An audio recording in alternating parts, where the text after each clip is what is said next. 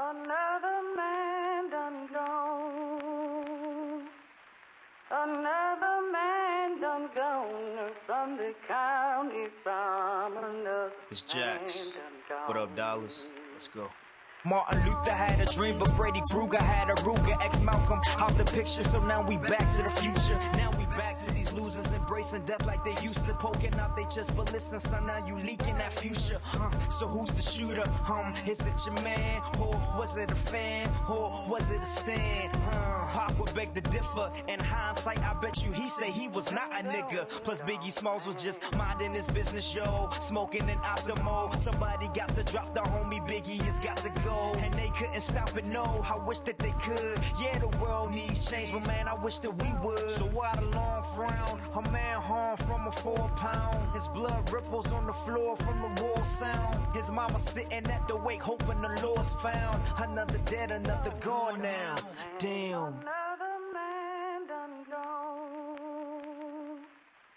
Another man done gone from the county from another man done gone. George Eliot said that it's best to be what you wanna be. Fucking do what you wanna do, so I do what I wanna do. Bet you did it to floss. Bitch, I did what I wanted. Bet you did it and lost. Bitch, I did it and won it. Shit, I'm never coming back. Listen, I just wanna rap. Gee, I told you all of that on about a dozen tracks. I don't give a fuck. I just wanna rap. Spitting fire on this track like a fucking Thundercat. Plus this mic is bleeding rojo. This shit is a no-no. Rolling in that low-low. Plus I'm from that Baltimore. Need a folk, smoking on my logo. Ready for the wall, and we so silly with the flow. Somebody got a ropo. Heard the lanes and I swear they so too much love for the fame just to go broke. You said think I had the rap game in the chokehold. Never think I got the whole world in a rope. Gotta think of damn dog, you crazy. Is he the next Jay-Z? My crystal ball is hazy, but I don't know, maybe. Welcome back to the Insanity Check podcast. It's your host, Kriss here. Joining me today, have another one of my good friends. I got my man Aaron from the Black Astronauts podcast. What's going on, man? What up, though? Yeah, man. It's always funny when I do get you on. It's funny when I get you on a show, because usually I get you on a show. We've already recorded another show, usually not in the same day, but usually that week. Like either the Nerd Off or we'll do a Playing Dead or something like that. So it's like, I'm talking to this nigga again. Yeah, we got him back on. So what's going on, man? It's like surprise, nigga, double time. Right, yo. Honestly, yo, our podcast family with you, Rod. I had Rod and Justin and Deepam on again. We did a follow up to the Secret Empire Super Tuesday because Secret Empire Omega came out. So we recorded another, and then Rod wanted to be on because I brought it up during the Nerd Off yesterday. Hey, this nigga didn't just want to be on. He said he was. Yeah, right.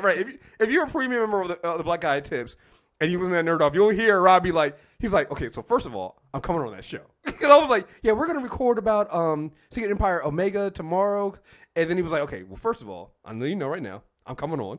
I don't care what time it is. It can be 6 a.m. Nigga was like, it can be 6 a.m. I'm still coming on. So I was like, I can't say no to that, right? I don't think you had an option. Yeah, I really didn't. I was just like, well, I mean, because I'm on the nigga's show right now. Like, I'm on his show. And he basically like, yo, I'm coming on your show now. I'm like, oh, well, I mean, shit. The nigga said he coming on my show. I mean, what am I going to do? Sometimes niggas got to do multiple shows. Shit, you got to do that shit, right? And so, oh, man, yeah, man. It's just like, so Aaron and I were just talking about this before we got on. Like, we're both tired of shit. Like, this also happens all the time when me and you are on the show. Mm-hmm. It's like, nigga, we tired. Oh, I'm so fucking tired. Like, I'm looking to figure out when the show I'm going to take a break on because there's 5 Saturdays in September. So I'm like, yo, I can take a break on one of those Saturdays. And we got New York Comic Con coming up soon, and there's just a lot of stuff coming on, man. Like, I'm actually got a backlog of episodes to put out. There's an MTR Ladies Secret Sauce episode that I still haven't put out. I'm gonna put that one out. We have I just got P-Funk and Koki told me they have another 4 episodes they've already recorded for Molecules and shit. So I was like, hey, low key, that's one of my favorite shows, dog. Yo, I love them. I love all of my premium shows that are on the premium network that don't involve me. Because I've been so busy with everything else. I'd be feeling bad if I don't have a premium show coming out, and thankfully everybody else has been picking up the slack. So when he told me they have, like, I have I think I put out episode 14 and 15 already. I have episode 16. I was holding it for October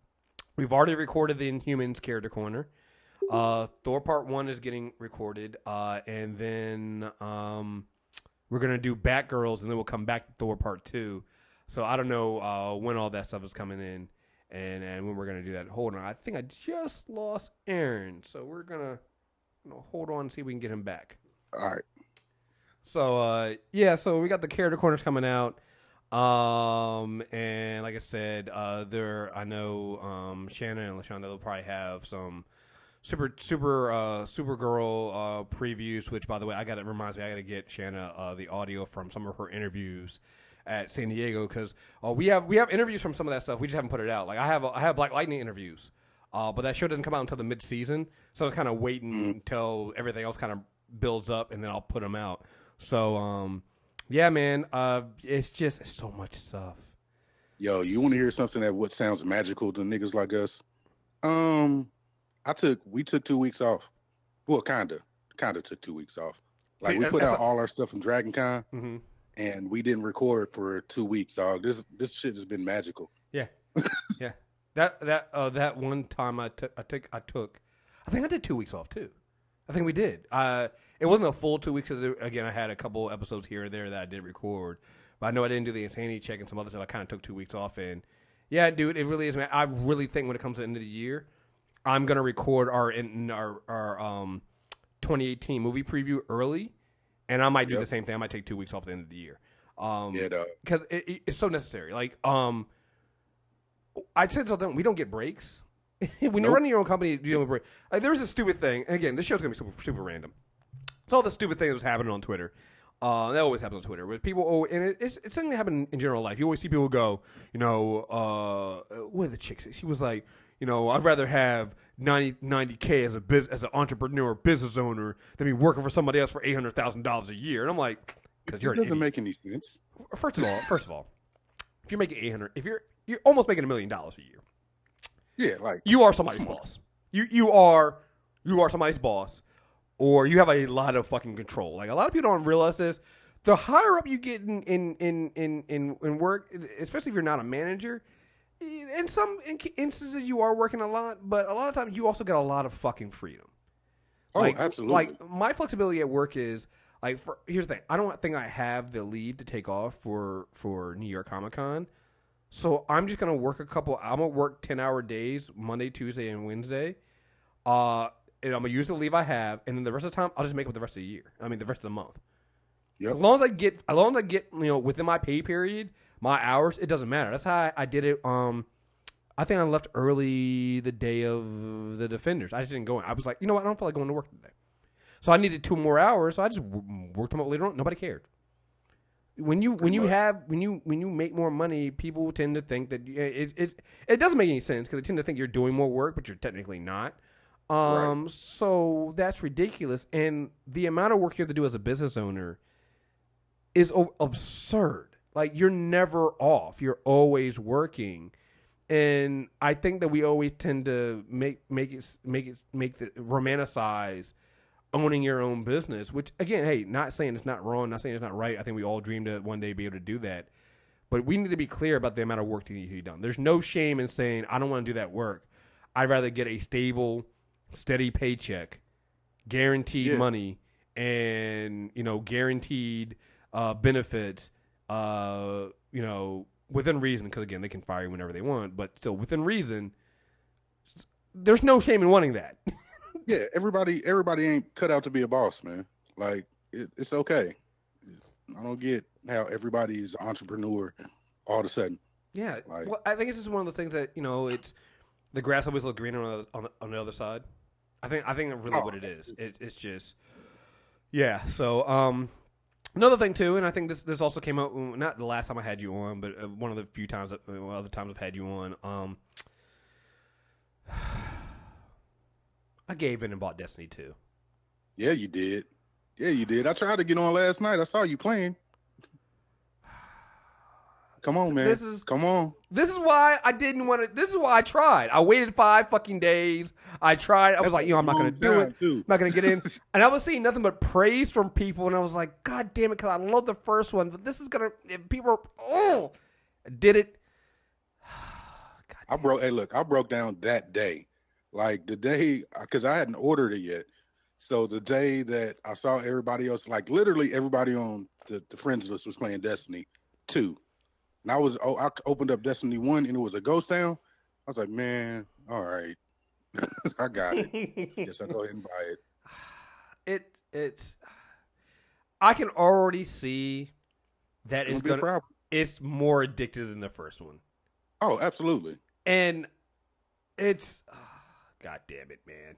Like this is not good. This is I mean it's good, but it's not good. The lost sectors, like I popped up on something yesterday that I had never seen. It took me to a whole nother part of the map I had never seen. I've been playing this for like a week. See, at this I had to stop doing it. I had to stop like exploring and then focus on the main. Cause I'm almost done. I'm almost beat the game. At least beat the main story mission, which is basically just the warm up to get you used the story mode to get you used to it. Because there's so much more to the game after you're done. And like I did a couple of strikes last night, and the entire time I'm playing, it's like 1:00 in the morning. I'm going, Kriss, this is bad. This is not good. You shouldn't have done this. You made a mistake. The problem is also about it digitally, so there's no way I can't undo it. Yeah, it's too late. Like it's always there now. I do the same thing. So I'll be sitting there, and I'm like, I got to read these issues of a comic book, for the character corner, and I'm like, but you can, but I mean, the controller's right there. You could, you could play some Destiny.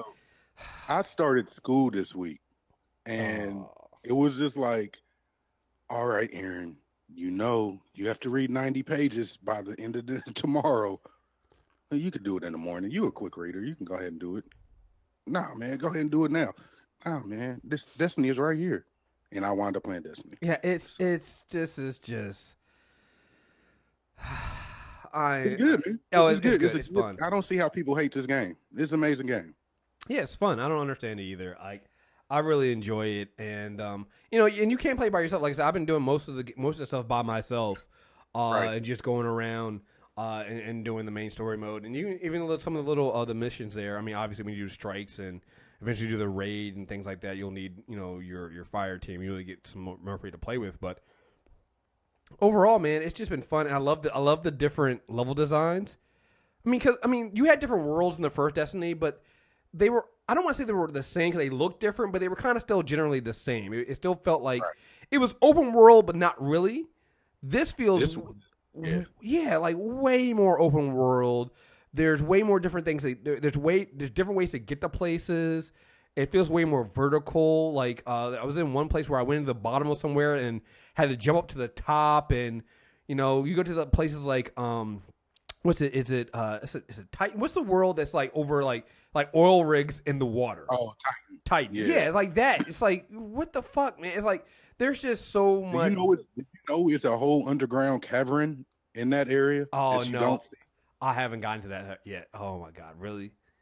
Yeah, like it's a place to where it goes like underground, and I found it a couple days ago. Like, what the fuck is this? And it was like high level enemies in there that worked me immediately. They're like, you're not supposed to be down here, yo. Yeah, like sorry, buddy, you're not supposed to be here. Go ahead and get out. No, get out of here. Get out of here.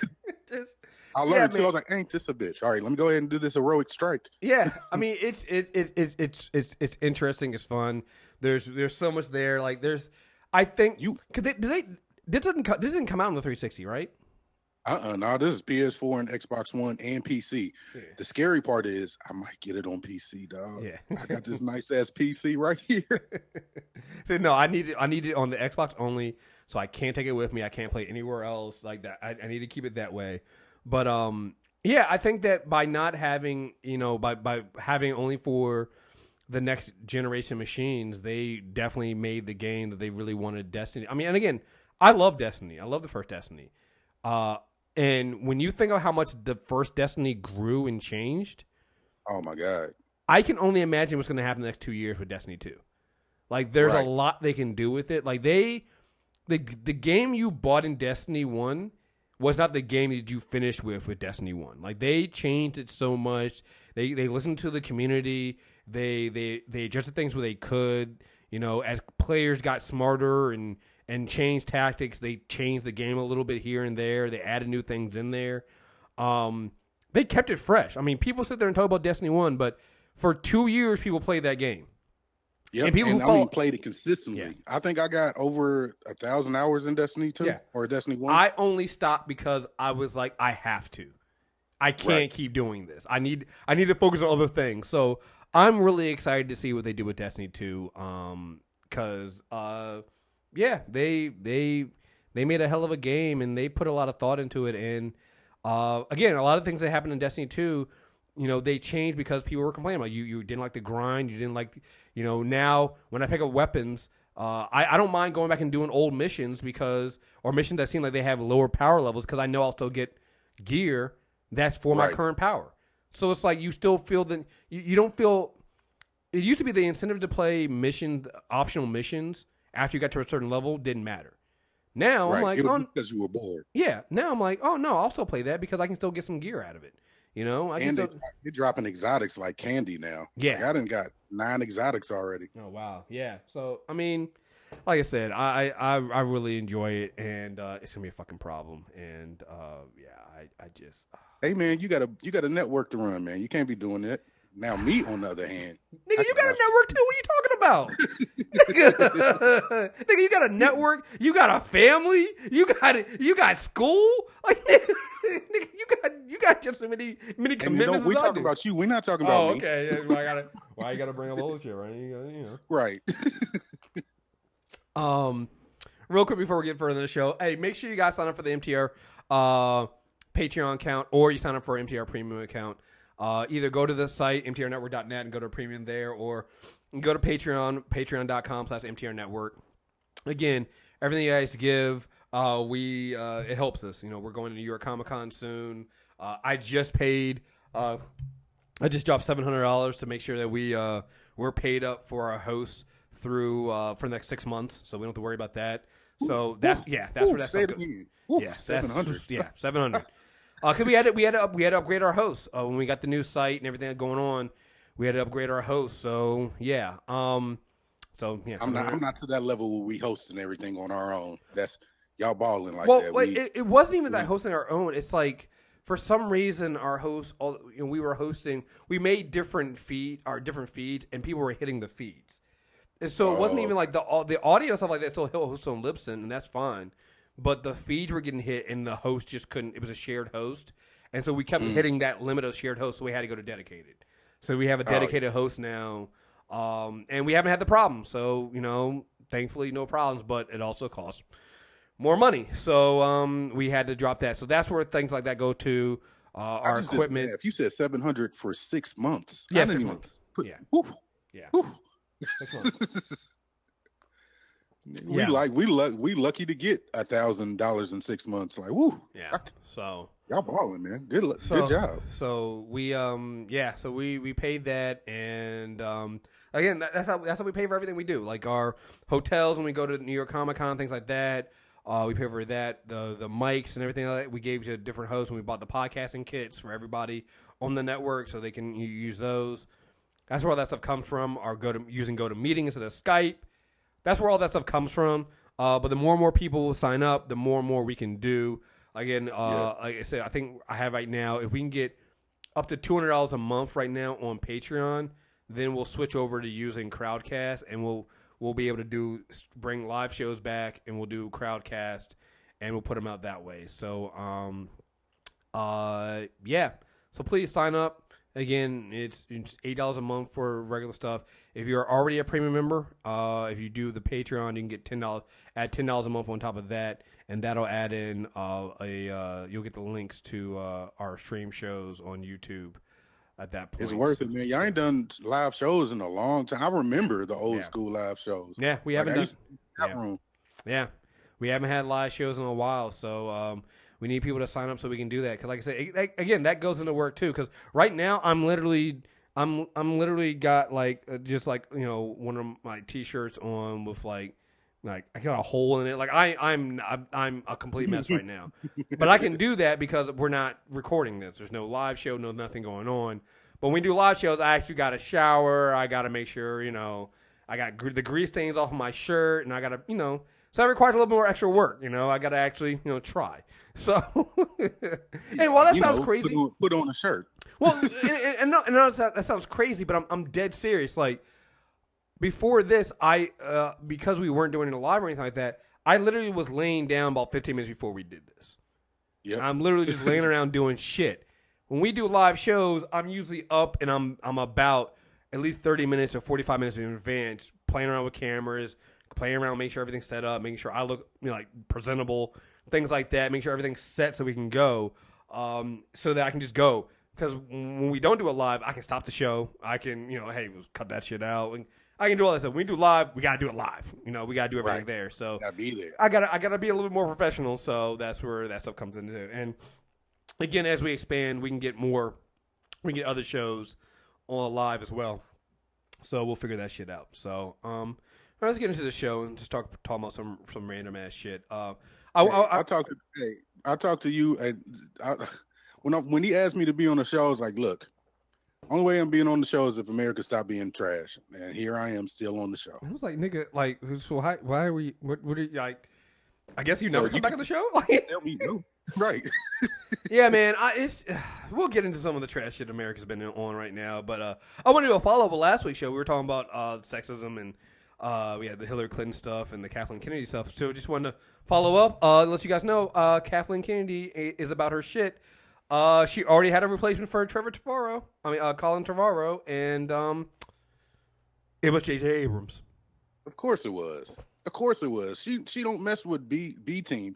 She, as a matter of fact, she pretty much got all the B team out of the paint in the last couple movies. Right. It was like, all right, we just gonna go ahead and get the A team back on. Right. She's like, Kathleen Kennedy's like, this is what I get for trying to give these lowly individuals some of my time. Let's go back to the people I know.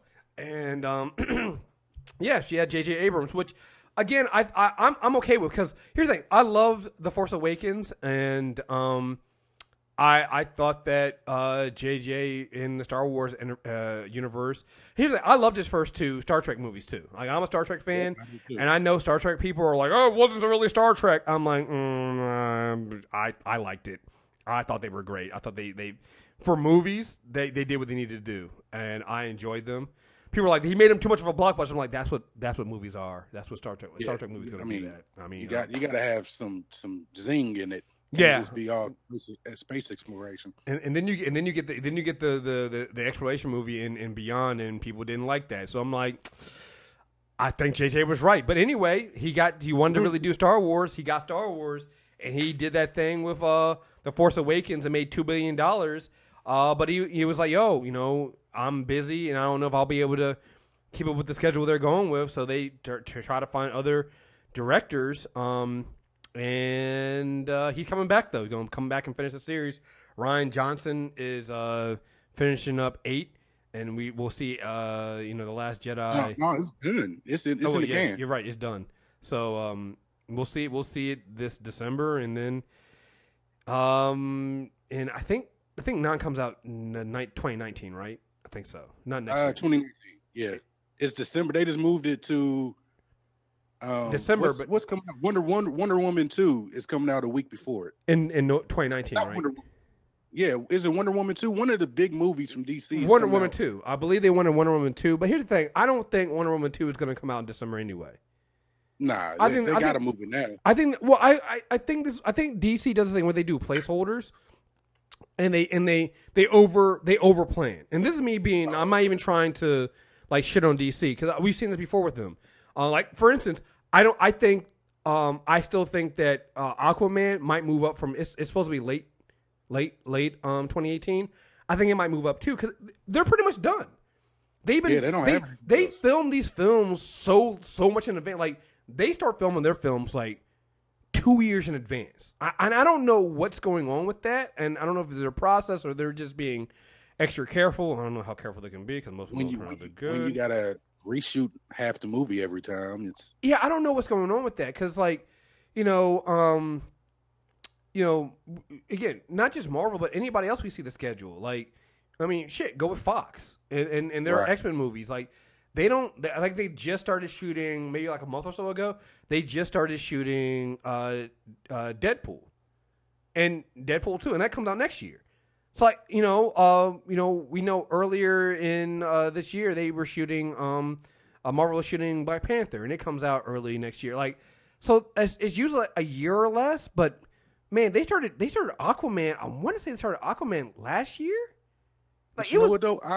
I could see Aquaman being a little bit earlier in the cycle because all the underwater stuff. Like, they probably got to work all that out. True. But it's like all their films are like that, and so I feel like they'll probably end. It'll probably be finished before then, and they'll move it up. So I think that's the thing that's going on with Wonder Woman too. Like, they put the placeholder date because go back and look at how when DC usually does these announcements, they usually say, "Hey, movie's coming out this way." Like when they had the same date as Civil War II for BVS, they ended up moving it up a month.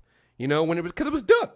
They have these films and they're usually done, so I can see them moving them up a little bit, moving their release date up. So I think especially with something like Wonder Woman 2, they're not going to put it anywhere close to Star Wars because nobody's that stupid. Like, no, you're not going to. I mean, and if they think they got the balls, they could be ready for Wonder Woman 2 to get blown out the water. Unfortunately, and to me, it just doesn't make sense. It's like I really think Fox should have moved War for the Planet of the Apes because they had it coming out the next week after Homecoming, and while it did win that week, what happened was it split people. People were still going to Homecoming. People were going to see War for the Planet of the Apes. So while it won the weekend, it still didn't get as much money as it could. So it's like you siphon. So even if you win the week, you still lost. So why would you ever want to put your movie near a big blockbuster that you know is going to make money? And so to me, yeah, Wonder Woman's going to move because December belongs to Star Wars, and why would you want them problems? Like, nobody would. I mean, that's anybody. Nobody would want to do that. It's just you're cutting yourself off. Because here's the thing: people will go to see Wonder Woman 2. Wonder Woman 2 would make money, but then it's taking money from Star Wars. Like, it's just like nobody wins in that situation. You take money away from both of them, and so why do that? So yeah, I'm thinking that if it's one movie franchise you just like don't want to compete with, it's probably Star Wars. Like, if we had to name top 5, Star Wars would be like number 1, and then like a new Avengers movie would be number 2. 2 movies, $3 billion. I'm not touching that. I'm saying. Kathleen Kennedy, the most powerful woman in Hollywood, bro. Right, and you don't cross her. Yeah, and God forbid what the next movie, what 8 does. Who knows how much money that'll fucking bring in. So, yeah, man, like, I'm not touching that. I don't want to be nowhere near. Because here's the thing: people forget. Even though they were widely panned, those prequels still made money. Oh, they made a shit ton of money. They still made a fucking ton of money. Because it's Star Wars. And, like, no matter what happens, people are going to go see it because it's fucking Star Wars. So, yeah, don't do that. You don't want anything to do with that. When is Han Solo coming out? I want to say they moved. That is July? Because we haven't heard much from Han Solo, which is good for me. Like, I don't want to hear, I just go make the movie. But I'm wondering what they're up against. Because that, if there could be a shaky movie, it would be that one. I mean, I don't think it's going to be shaky, but if there was one that didn't do as well, it would be that one. Yeah, yeah. Let's see. They are May. It's coming out. Okay, it's that's coming. A nice little. Yeah, it looks like it's coming out. I guess Memorial Day weekend in 2018. Oh. So, yeah. And I don't think anything. I don't know what else is coming around it. Yeah, a lot of stuff probably got out of the way, honestly. Yeah, I mean, I wouldn't. Again, anything with Star Wars in the name, I don't want anything to do with. I don't want to be anywhere near. If I'm putting a movie out, nope, don't want to touch that shit. That Marvel, nope, don't want to touch that shit. I mean, I'll be honest. Even DC, even DC. Like, I don't understand when films come out around that shit. It's like, because again, let's take our critical opinions of the DC universe and their films that they still make a shit ton of money. No matter what, all these films, like Suicide Squad made over $700 million. Suicide Squad. Batman BVS made $880 million. Wonder Woman, I think, fell around. It's still under. Wonder Woman, I think, is still under Guardians. Guardians made 860 million. So I think Wonder Woman might be around 840. The Spider-Man, I believe, is at like 825 right now. Like, those are numbers. That's not 820. That's $825 million. Like, that's what all these films made. So regardless of if they were panned or not, they all made a shit ton of money. That is more money than any of these other films will ever think about. Like, I was seeing people talk about the domestic numbers for Homecoming and Wonder Woman, and people were like, "Oh, well, the domestic box office is down because Homecoming only made $300 million, just over $300 million of the domestic box office." I'm like, that domestic box office for things like Wonder Woman, Guardians, and Homecoming, that's the gross for other films. Right. That's other films gross. So it's like, let's slow down. Like, these aren't the problem. Like, those blockbuster films are not the problem with the box office. All right, because they're clearly doing just fine, and we'll do just all fine. the other shit movies that are sprinkled around it. Right. Let's focus on the real problems going on here. Hey, question: what do you know about science? Not sci-fi, mind you. Actual science. Right, actual science. Are you sure about that? Does science news make your eyes glaze over? Do you find yourself confused by what seems like conflicting findings? Does it feel like Big Pharma's out to get you? Not sure who to trust? Can't tell the difference between CDC, NIH, and FDA? Well, we're here to help. Hey, y'all, this is P-Funk. And this is Cokie Negra. We host Molecules and Shit on the MTR Premium Podcast Network. We help you wade through pseudoscience, science fiction, and just plain nonsense with the help of a healthy dose of laughter. We might even have a few guest scientists stop through to answer your burning questions.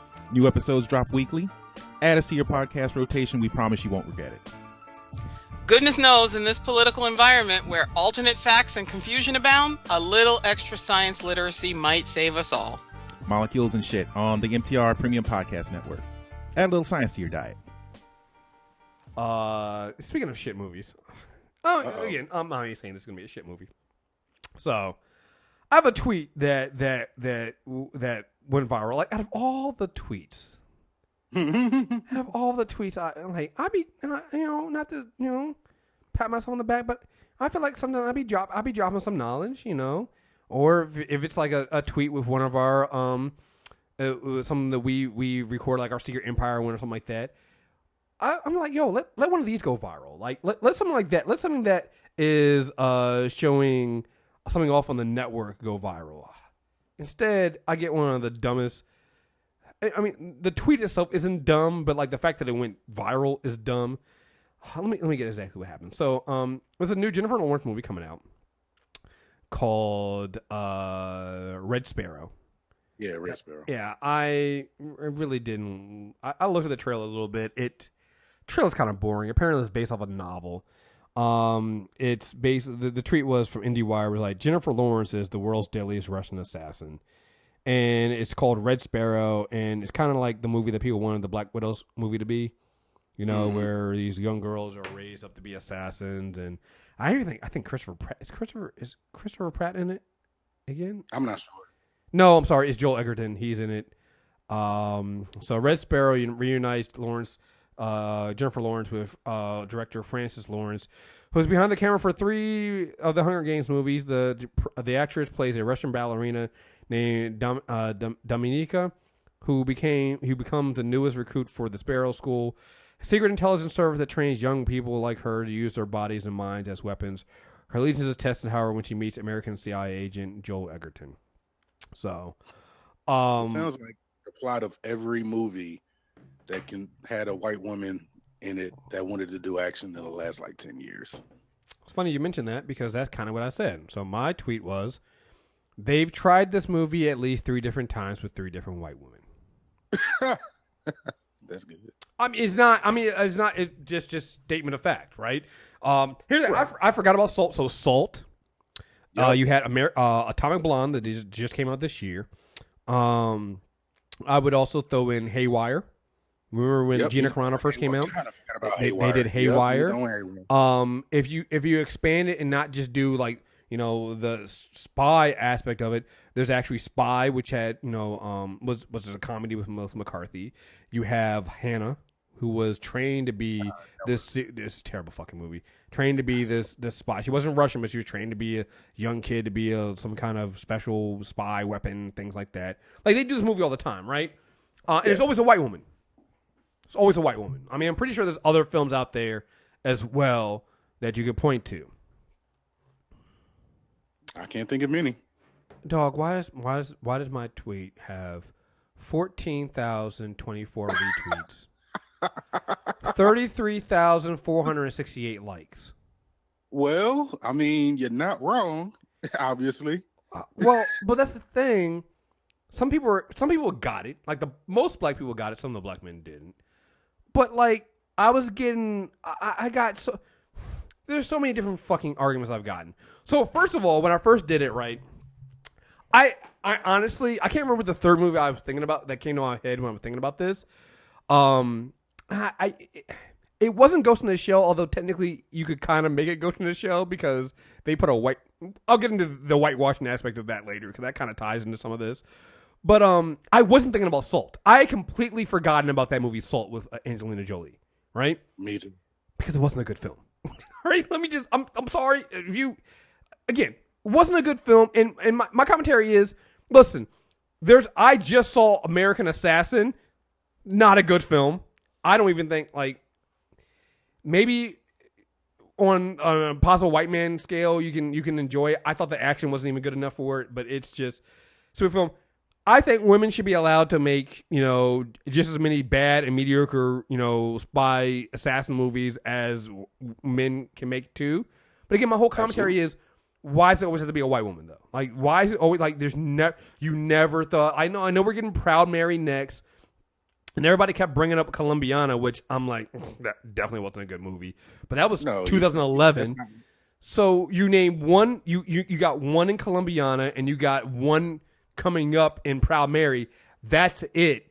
Yet your thing is, so you're saying so men can make all these movies, but women can't. I'm like, why is that supposed to be white women? I'm curious to see what some of those responses were. Oh, I'll get to those a little bit later. So, but everybody kept. So, the first thing was people kept reminding me about Salt, and I'm just like, that wasn't really a good. Cause I remember when Salt first came, and I couldn't figure out why everybody kept saying Salt. I was like, there's a stan culture for Salt. I don't understand this shit. It doesn't make any fucking sense to me. Then it hit me. For Angelina Jolie. That's it. That's one.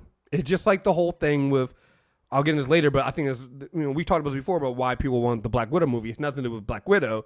It's because of Scarlett Johansson. Right. So it's a stan culture behind Angelina Jolie. But I remembered back in 2010 when the film came out.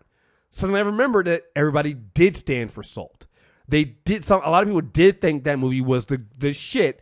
And I was like, well, okay, and that was like height. I think it was like height Angelina Jolie time. Because when did One come out? Oh, man.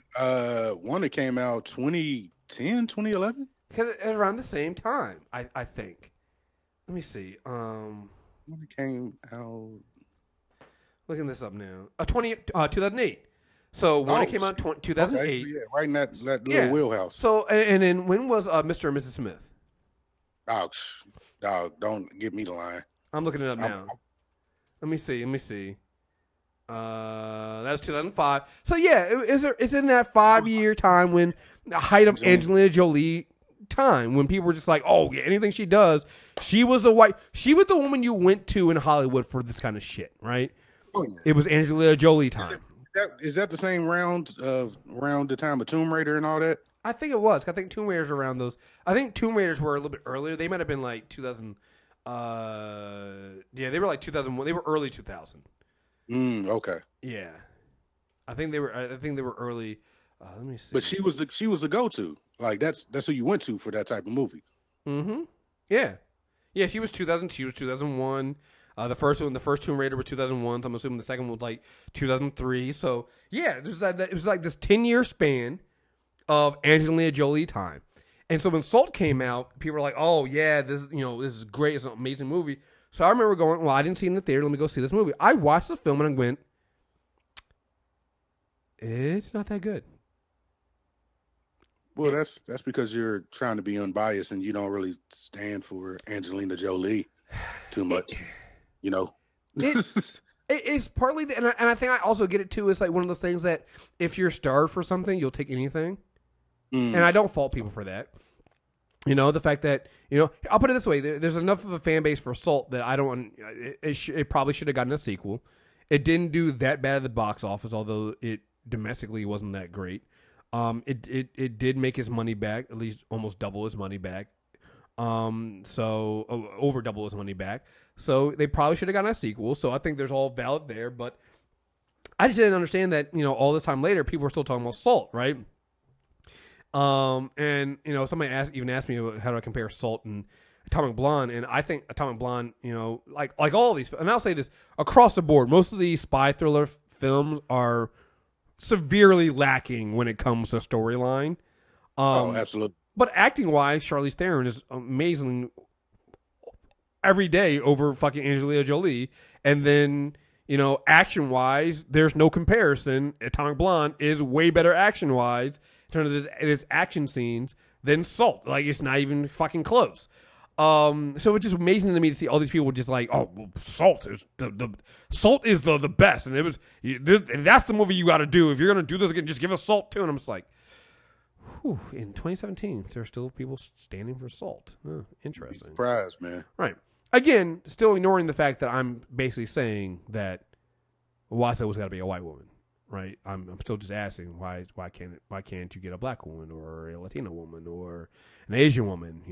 It's a valid question because at this point we have enough mainstream people of color women actors that this shouldn't be hard.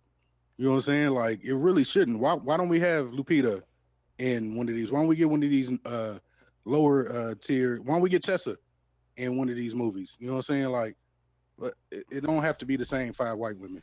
I don't understand. So then I started getting, so those are the white feminists who their default is obvious. They took the white out of what I was saying and assume they always assume that when I say, hey, why so it's got to be a white woman, they just assume that white women meant all women, which is telling, right? Because I said white women. I said, why is it they do this with 3 different white women? And your whole thing is to immediately leap to, I'm saying that it applies to why do we need any of these films for women, when my real thing is, why is it always a white woman? And sometimes when I would call them out on it, they would say, oh, I'm sorry, I didn't, I'm like, yeah, you did. You kind of told it yourself. Then others would try to deny that they even were suggesting that. And I'm like, no, you got caught. You got caught. You immediately assumed I was shitting on all women because you didn't. Real diversity didn't cross your mind. Exactly. It didn't cross your mind. You saw that and you just assumed that I'm saying that we don't need any women films with spies, and because I'm saying that maybe Jennifer Lawrence, and I don't think she is good for this. So, then I get the weird ones where I have a lot of white men telling me, so I had that tweet, and here goes one guy. Well, it is a Russian assassin. And so you can't just implant a different, race or. Well, one, I'm like, well, I'm not making a commentary on why this particular casting was a white woman, more on the ideas of why are we doing another film where you're specifically making it a white, like, you can do this kind of, because it's not real. All right, this is a fictional movie. It's not a documentary. You can do this with any country of origin and any woman of color. And even here, it's like reading the synopsis of it. There are other races in Russia. It's not just all white people. So right. like this idea that somebody pointed out, was like, yo, you do realize a big chunk of Russia is in Asia. Like, you could get like, it doesn't have to be. And think about it again. You're a spy agency, and you're going to spy on other countries, you're going to want to recruit people that fit into those countries, right? Exactly. So that's the whole thing about the whole spy movie genre that gets me is that you can pretty much play with it. You can do anything you want because you're a fucking spy. that's like so there's that. There's the whole aspect of, well, if you're creating spies to, like, I don't know, work in, like, let's say a Middle Eastern country, wouldn't a white person stand out a bit? White woman with shocked blonde hair and like, come on, like, dog. Come on. Wouldn't you want somebody to kind of fit in? And if you're spying on the United States, who's the melting pot, of the world, wouldn't you want somebody who fits into the melting pot of the world? Like, so because Russian spies just don't stand out like a sore thumb. Right. So there's that. But then the other thing that got me too, started getting me with this was, I'm like, wait a minute. So, because again, the guy was like, and again, this is not the only guy who said this to me. There's a lot of people who goes, well, a lot of Russia is Caucasian, so that's why they have to get a white woman. And I'm like, oh, well, that's funny because a lot of Egypt isn't white people. But like when you guys make films about pharaohs and Egyptians, you get a lot of white people who be to the cast in them, right? Like that's the whole thing about whitewashing, right? That's the thing. So now and again, it wouldn't even really be whitewashing, right?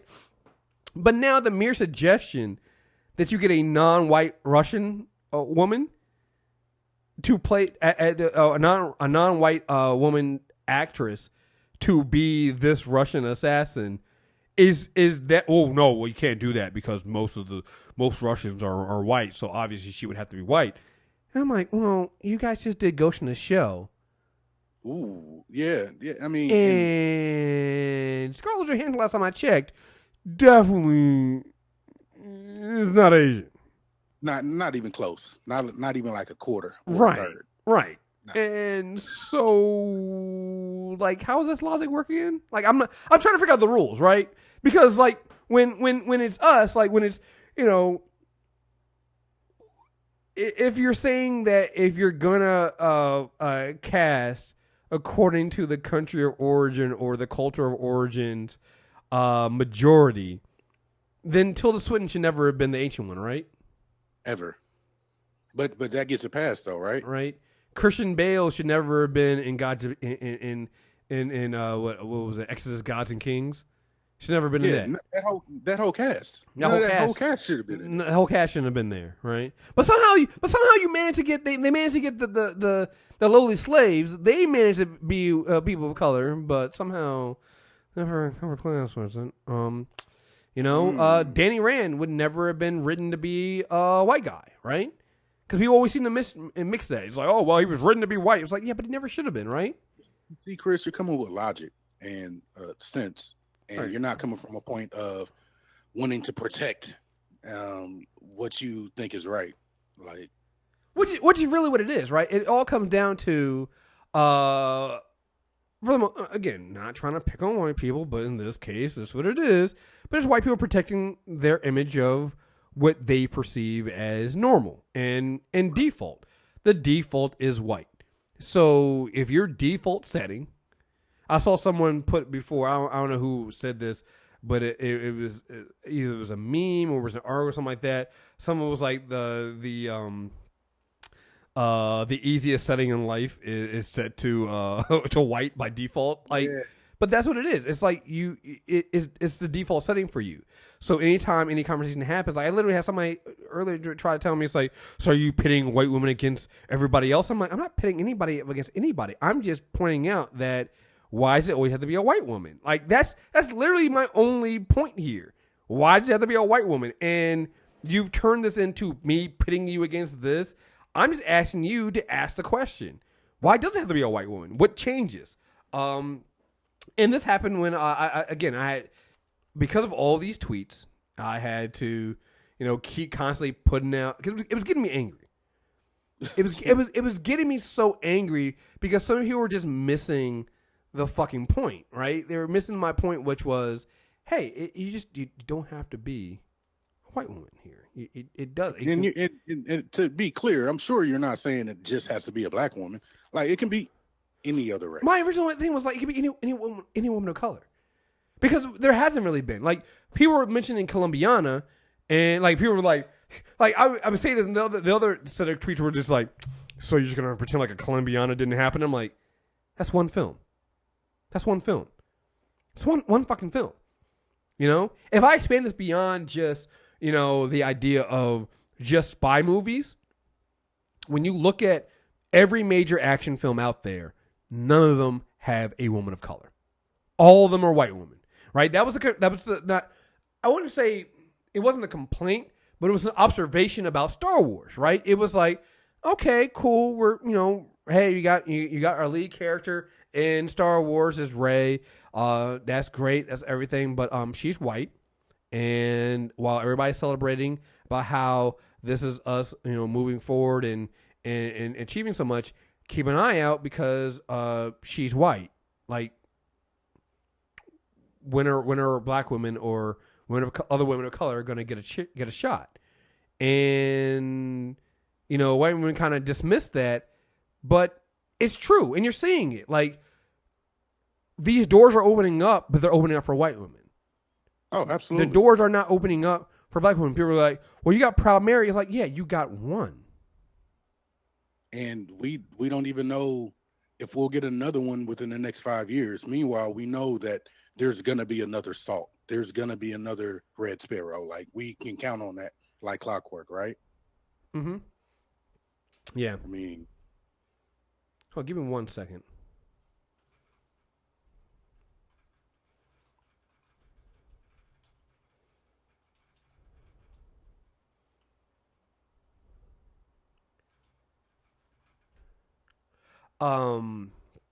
So yeah, it's just a weird, it's a really weird, and not even weird. It's normal. It's like, it was predicted. Yeah. Black women predicted this Black women predicted this. Like, it was the same thing that happened with Oscar So White, right? And everybody was like, oh, well, so you're saying that, you know, it's just got to be black? And, you know, Asian people were like, what about us? And I'm like, no, we mean for everybody, but you're kind of getting defensive here. You know, when women came out with like the pay gap. It's like, okay, yeah, but what about the pay gap between white women and non-white women in Hollywood? What about that pay gap? And it was silence. Well, the whole thing is, let us get ours first, and then y'all can get y'all's as it comes. Yeah.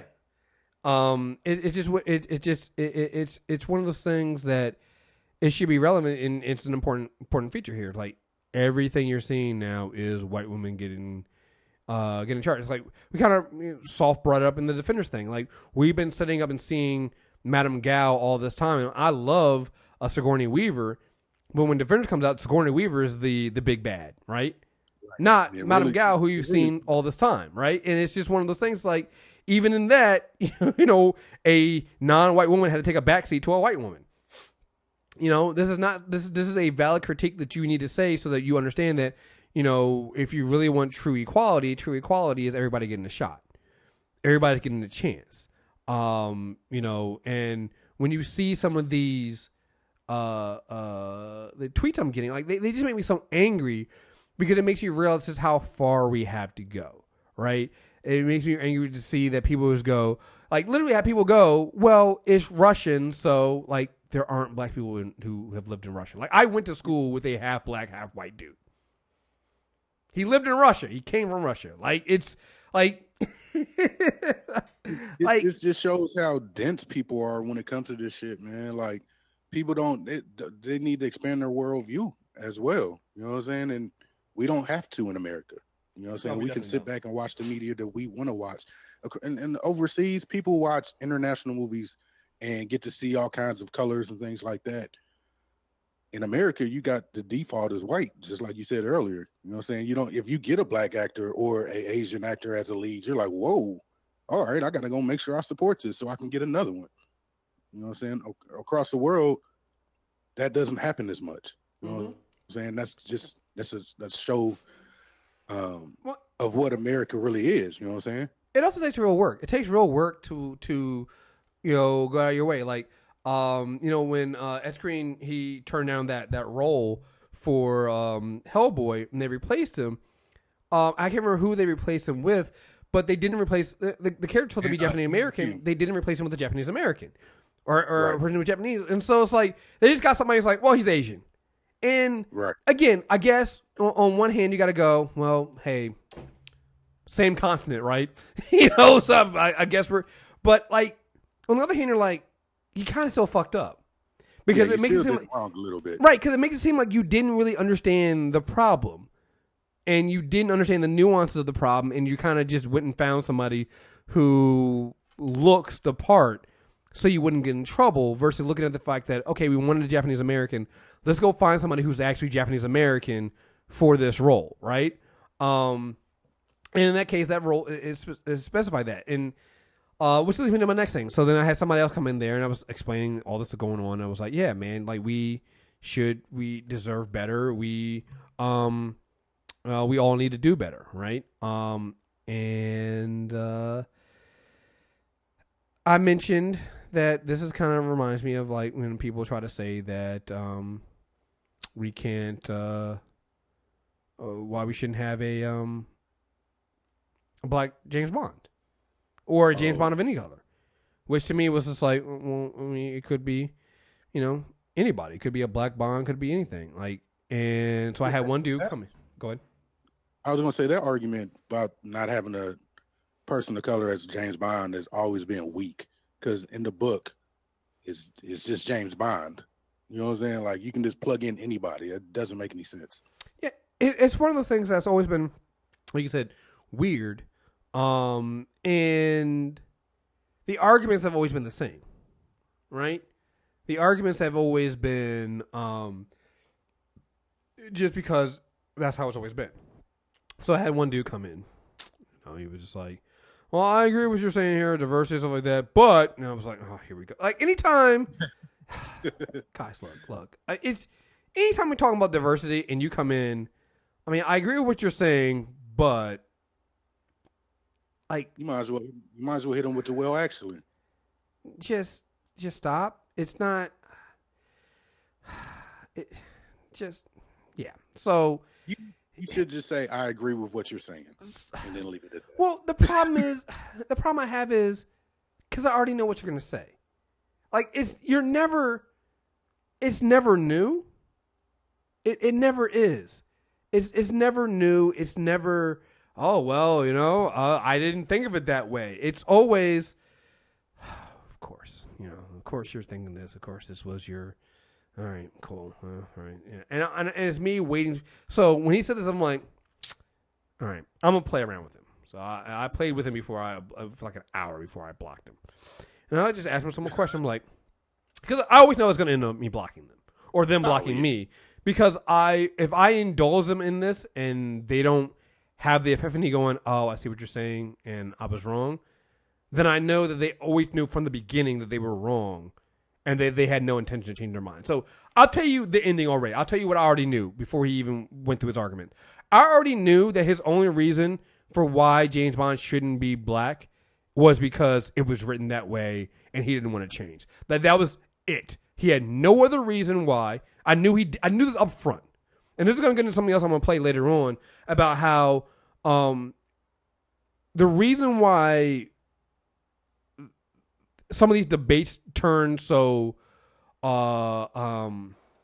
rude or curt or even violent is because at some point people are tired of making the same arguments over and over again with people who don't care about the facts. So I knew how this was going to go. I knew that he wasn't going to have any answer for why James Bond had to be black. He wasn't going to be able to name any characteristic of James Bond that required him to be certain race. And I knew that his only thing was going to come down to was he really likes James Bond being white, and that's what he perceives it as, and so he doesn't want to change that. And that's what happened. Like, I would ask him, like, okay, what are the characteristics of James Bond that you know of that need to be? And he was like, well, he's white. I'm like, that's the only characteristics of James Bond? That's the only thing of James Bond that you think of when you think of James Bond?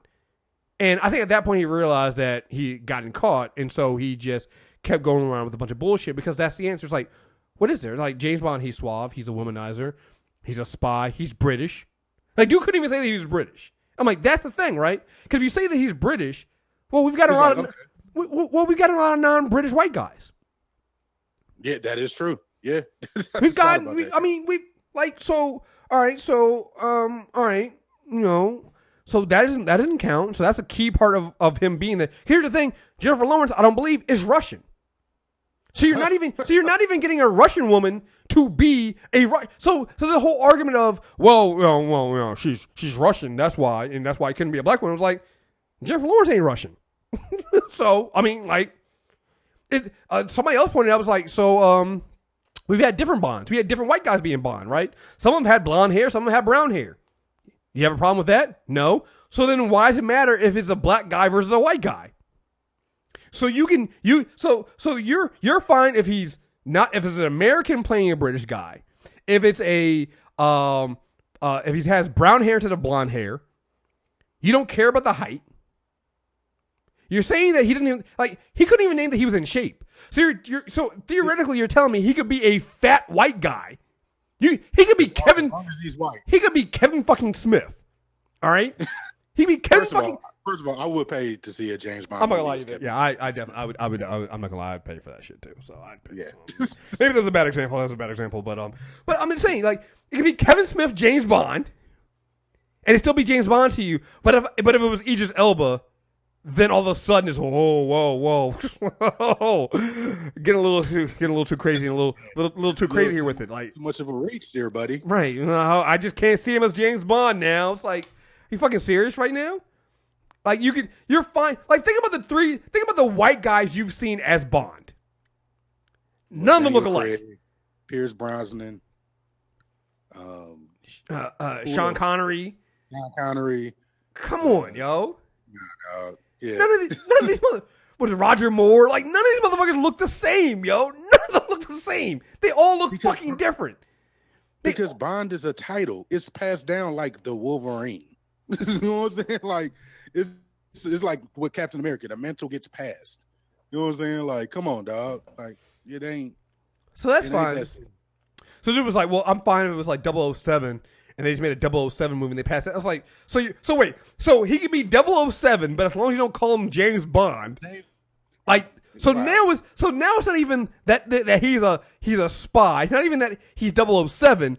He just can't be called James Bond. What? So that was what like, do you call him? Like, I don't, because 007 is associated with James Bond. Right. So I was like, okay. So do you feel the same way about Nick Fury? Because Nick Fury is white in the comics. Oh, well, no, it's different because, well, Nick Fury Jr., they introduced Nick Fury Jr., he's black. I'm like, yeah, but Nick Fury in the movies is Nick Fury. He's not Nick Fury Jr., he's fucking Nick Fury.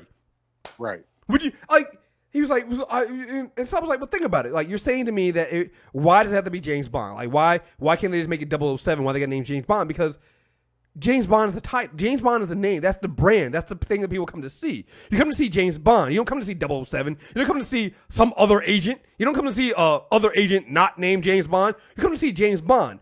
It's like, when Avengers first came out, if it was actually when Iron Man first came out, if it was Phil Coulson coming out of the shadows going, I'm here to talk to you about the Avengers Initiative, you'd be like, who the fuck is this? Who the fuck is Phil Coulson, right? Right. But when it was Sam Jackson coming out saying, I'm Nick Fury, I'm here to talk to you about the Avengers Initiative, you were like, oh shit, it's fucking Nick Fury. We know what this shit's about, right? It's the title. Even if let's say it was Sam Jackson was cast as Phil Coulson. If he comes out, yeah, I'm Phil Coulson. I'm here to talk about Avengers. Like, who the fuck is Phil Coulson? Yeah, look the fuck out of here. Coulson? I mean, I'm glad it's Sam. I mean, I'm okay with Sam, but it's why, who the fuck is Phil? Right. That's why. Like the name matters, the brand matters. You're not gonna get as many people out there. Perfect example of this. Bourne Legacy. Oh my God, I was hoping you even got another white guy. But it wasn't Jason Bourne, so nobody gave a fuck. Not to say they should, because those movies are not really that good. But still, right? Jeremy Renner came in, but he wasn't Jason Bourne, so where did people go? If it's not Jason Bourne, who the fuck cares? Yeah, pretty much. So they had to bring Matt Damon's old ass back as Jason Bourne. So it's like, That's why it fucking matters. Yeah, you can create new characters. We can create new things. Yeah, it's fine. You can still do that. But for things like this, there's no reason why. Same Doctor Who. There's no reason why Doctor Who couldn't be a woman. Why it couldn't be a woman of color. You know, hey, look, I'm glad that they picked a woman, but people still go. It's like, yeah, once again, they picked a white woman. And you know why they pick a white woman? Because even though women, regardless of their race, still get shit, it's still a less of a leap for people to go from a white man to a white woman than it is to go from a white man to a black woman or a Latina woman or, God forbid, a trans woman. Or like, it's an easier, let's be honest, it is an easier leap for other white people. Like, that's the only reason. Because if you made it a black woman, people would be even more angry. We know this. And I would just rather people come up there and be open and honest with it. And tell me, it's like, oh, well, I don't want to say because it's too much of a leap for me. Which then it goes to the idea of, imagine how we feel. Right. Like, we grew up with all of our heroes basically having to be white people, you know? Because that's all we can see. You know, that's the thing. Like, when I talked about this, it's funny you said this in an interview I had a couple weeks ago, and it was really funny to hear. It was the creator of Rat Queens. She was talking about avatars and how, in a lot of cases, we have to identify with whatever is on screen, because as a marginalized folk, we don't see ourselves. Like, Harry Potter is on screen. Guess what? If you like him as a black dude, you're gonna have to adjust to the fact that Harry Potter will never be black. You know what I'm saying? And we can do that. It seems like other white people can't really do that a lot. You know what I'm saying? Remember that it came out that they were for a Harry Potter play, they were making Hermione a black woman, and people lost their fucking minds. Like, oh no, I can't do. It's like, think about that. Like, when it comes to watching romantic comedies or Harry Potter or anything like that, if I'm a black person, I want to be Harry Potter. I have to imagine myself being this white kid with glasses, and I do it. I'm like, fucking, I can't. And that's just what we got to do. And black people enjoy Harry Potter.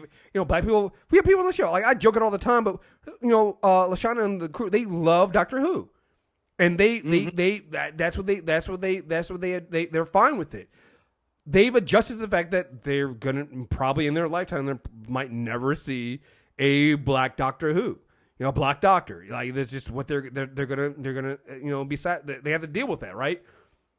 White people lose. Doctor Who in particular is really crazy because Doctor Who can be anything. It can be anybody. It can be anybody, right? It's just, yeah. It's just like you can be anybody. It's like, but just the mere thought, right, of it not being a white man drove people crazy. Even with them picking a white woman, still got them going fucking nuts. Imagine how crazy it would have been if they picked a black man or a man of color or, God forbid, a woman of color, right? It would have been the shortest season you ever saw. I mean, like, this is what it, like, it goes down to why, we just wrapped up this other supplemental to our Secret Empire thing, but it goes back to why I love Secret Empire so much. It's like, it's so real. It's like, your whole thing is not my Captain America. You can't see Captain America being anything less than a hero and anything less than a white guy. And the minute it is, and the minute that something changes, you're crazy. Like, I mean, there are legit things that you can say about it being a black James Bond that you would like to see, because, like, I do think that a black James Bond would have to operate entirely different than a white James Bond. Like, it just would. And you can sit there and go, well, maybe that, like, but the problem is, these people are so caught up in this idea of having to think about the changes, they can't even articulate what the changes would be. So when you go, like, so what would be the problem if you made him black?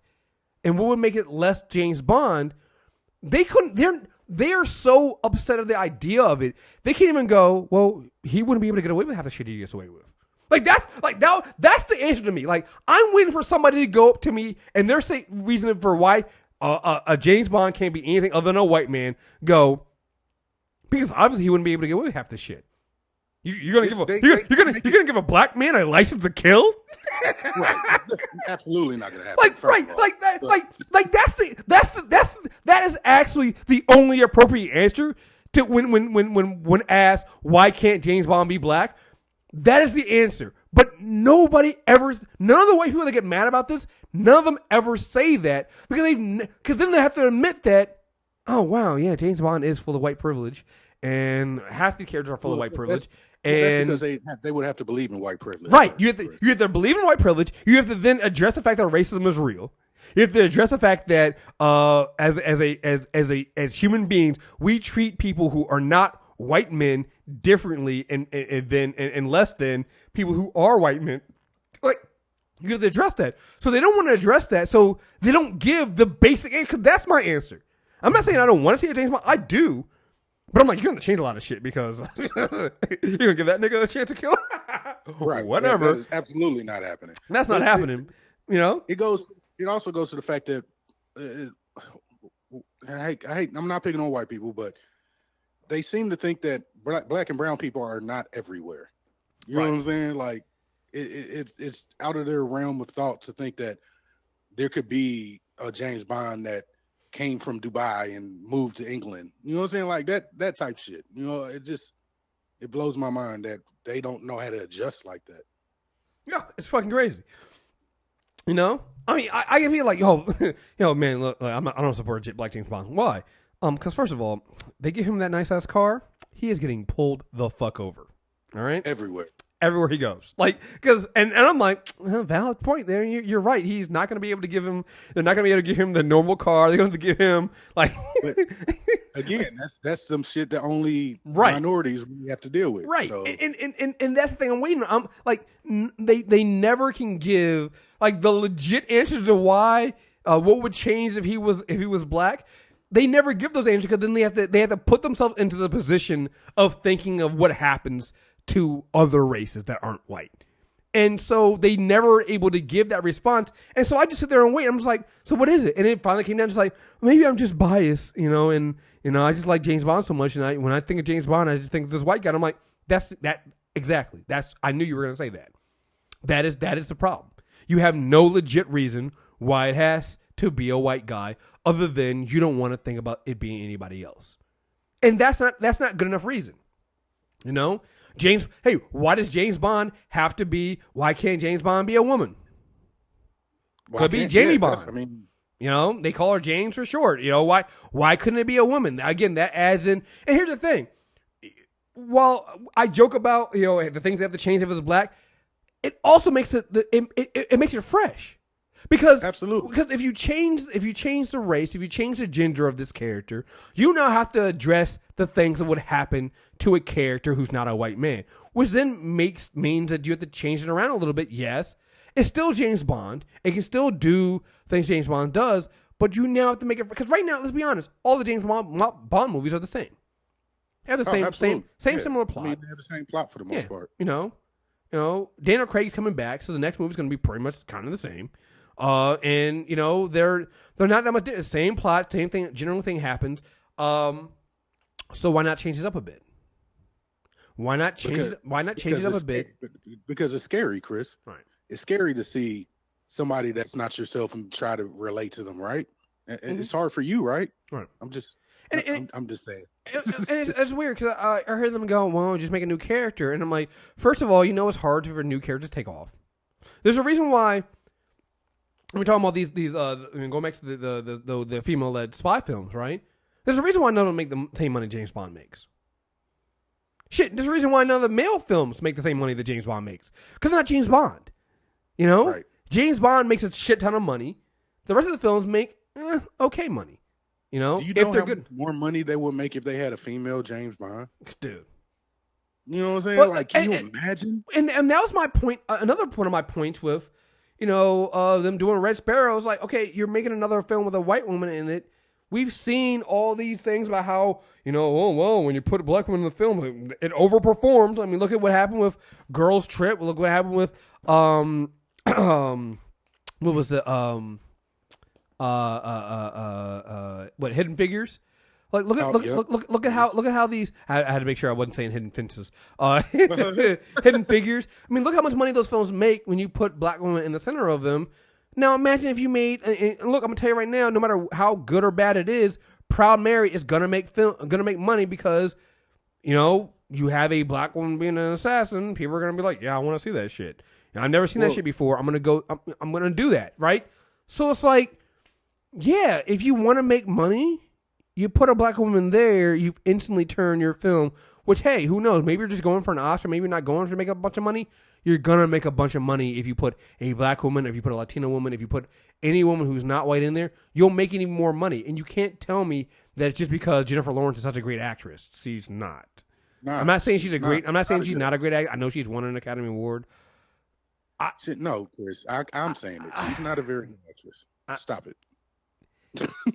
I'm trying to be nice here. So it's like, yeah, you can find a black woman in there to do that and make just as much money, if not more money, because all these films overperform. When you put them again, when they say these black films don't sell, it's because one, it's a lie. Because remember, it is the same thing with The Equalizer. Like, let me see how much money The Equalizer made.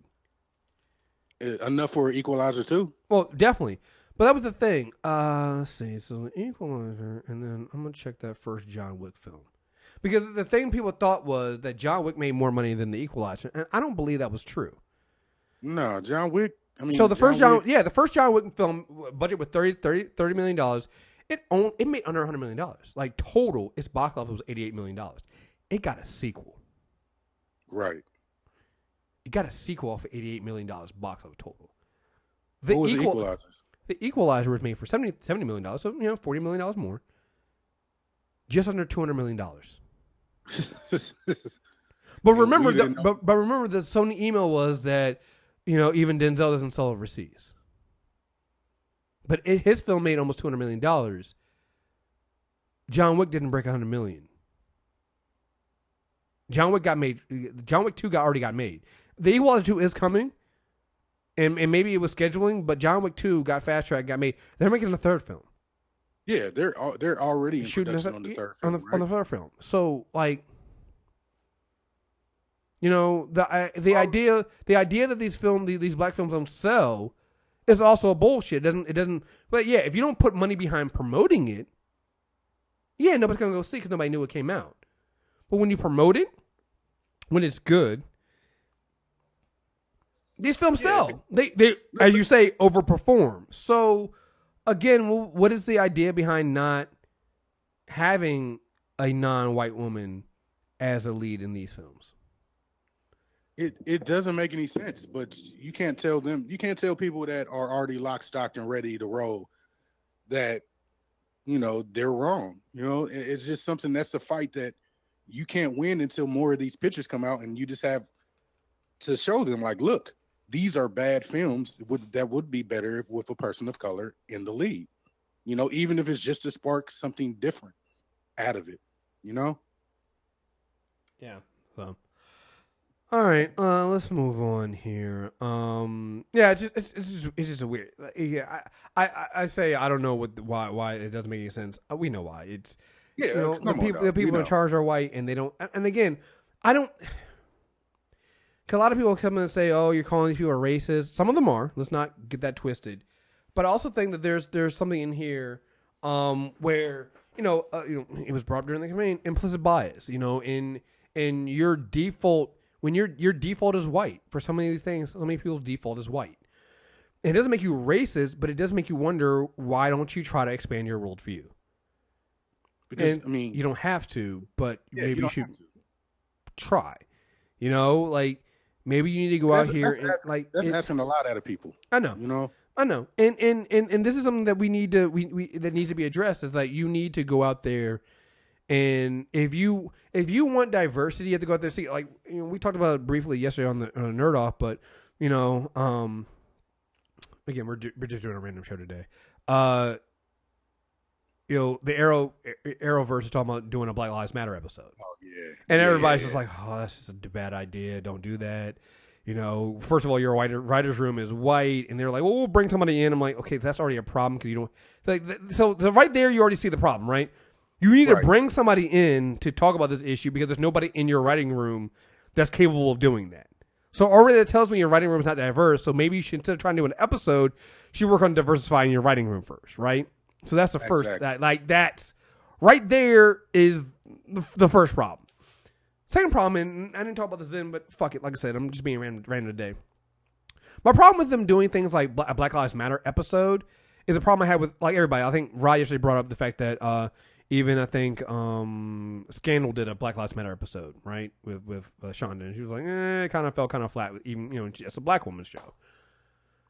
My issue is if you truly believe in what Black Lives Matter stands for and what that means in terms of a movement or even just as a phrase, you don't need to do an episode on it because your show would already encompass it, right? Yeah. Because you don't need to do a black... Because telling me, like, gun control is an issue. Yeah, I can see doing a gun control episode, right? Because that's not something you... Like, most of us don't come across guns every day. Right? That's not... Like, we're not in the middle of a yes, guns exist in this country. Yeah, there's a gun control debate. But it's, for the most part, generally at an arm's length away from most of us, right? Right. Black Lives Matter is not that kind of issue. Black Lives Matters is, if in a way, it's a state of mind. Yes, it's an activism movement, but it is what it means that black people matter and that they should be treated as equal. When it comes to things, not just the cops killing unarmed black people, but just everything involving that. The culture of policing. Economic like there's a lot that goes into that. It's too deep for you to do in a show. Like you can't. Like that's the problem. Like you can't do it. Like let me tell you how the show's gonna go. It's gonna be Curtis. Curtis gonna get pulled over. He's gonna have something happen to him because he's only him. Either Curtis. It's gonna be Curtis in a car with Diggle because those are only two black dudes, right? And again, black men. Get pulled over, and there's gonna be something where the police officer was doing police officer shit. Mm-hmm. And then they're gonna have to deal with that. That's gonna be the episode because that's always what the episode is when they center on a black person when it comes to the topics like this. Mm-hmm.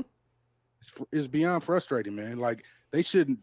When it comes to this issue, when it comes to Arrow, they definitely just should have just. This would have been better on Legends. You know what I'm saying? Well, even then, like it's like it needs to be. It's not something that you do.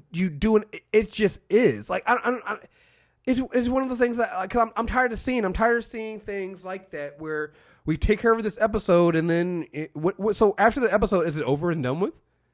Because that's the thing too. It's like it's not something that you like. It's not something you can just solve in an episode. It's an ongoing thing. It's something that you live, you breathe. Like if you really truly believe that Black Lives Matters, if you truly believe that you're supporting, I don't want to call it a cause because it's just a state of mind, a state of being.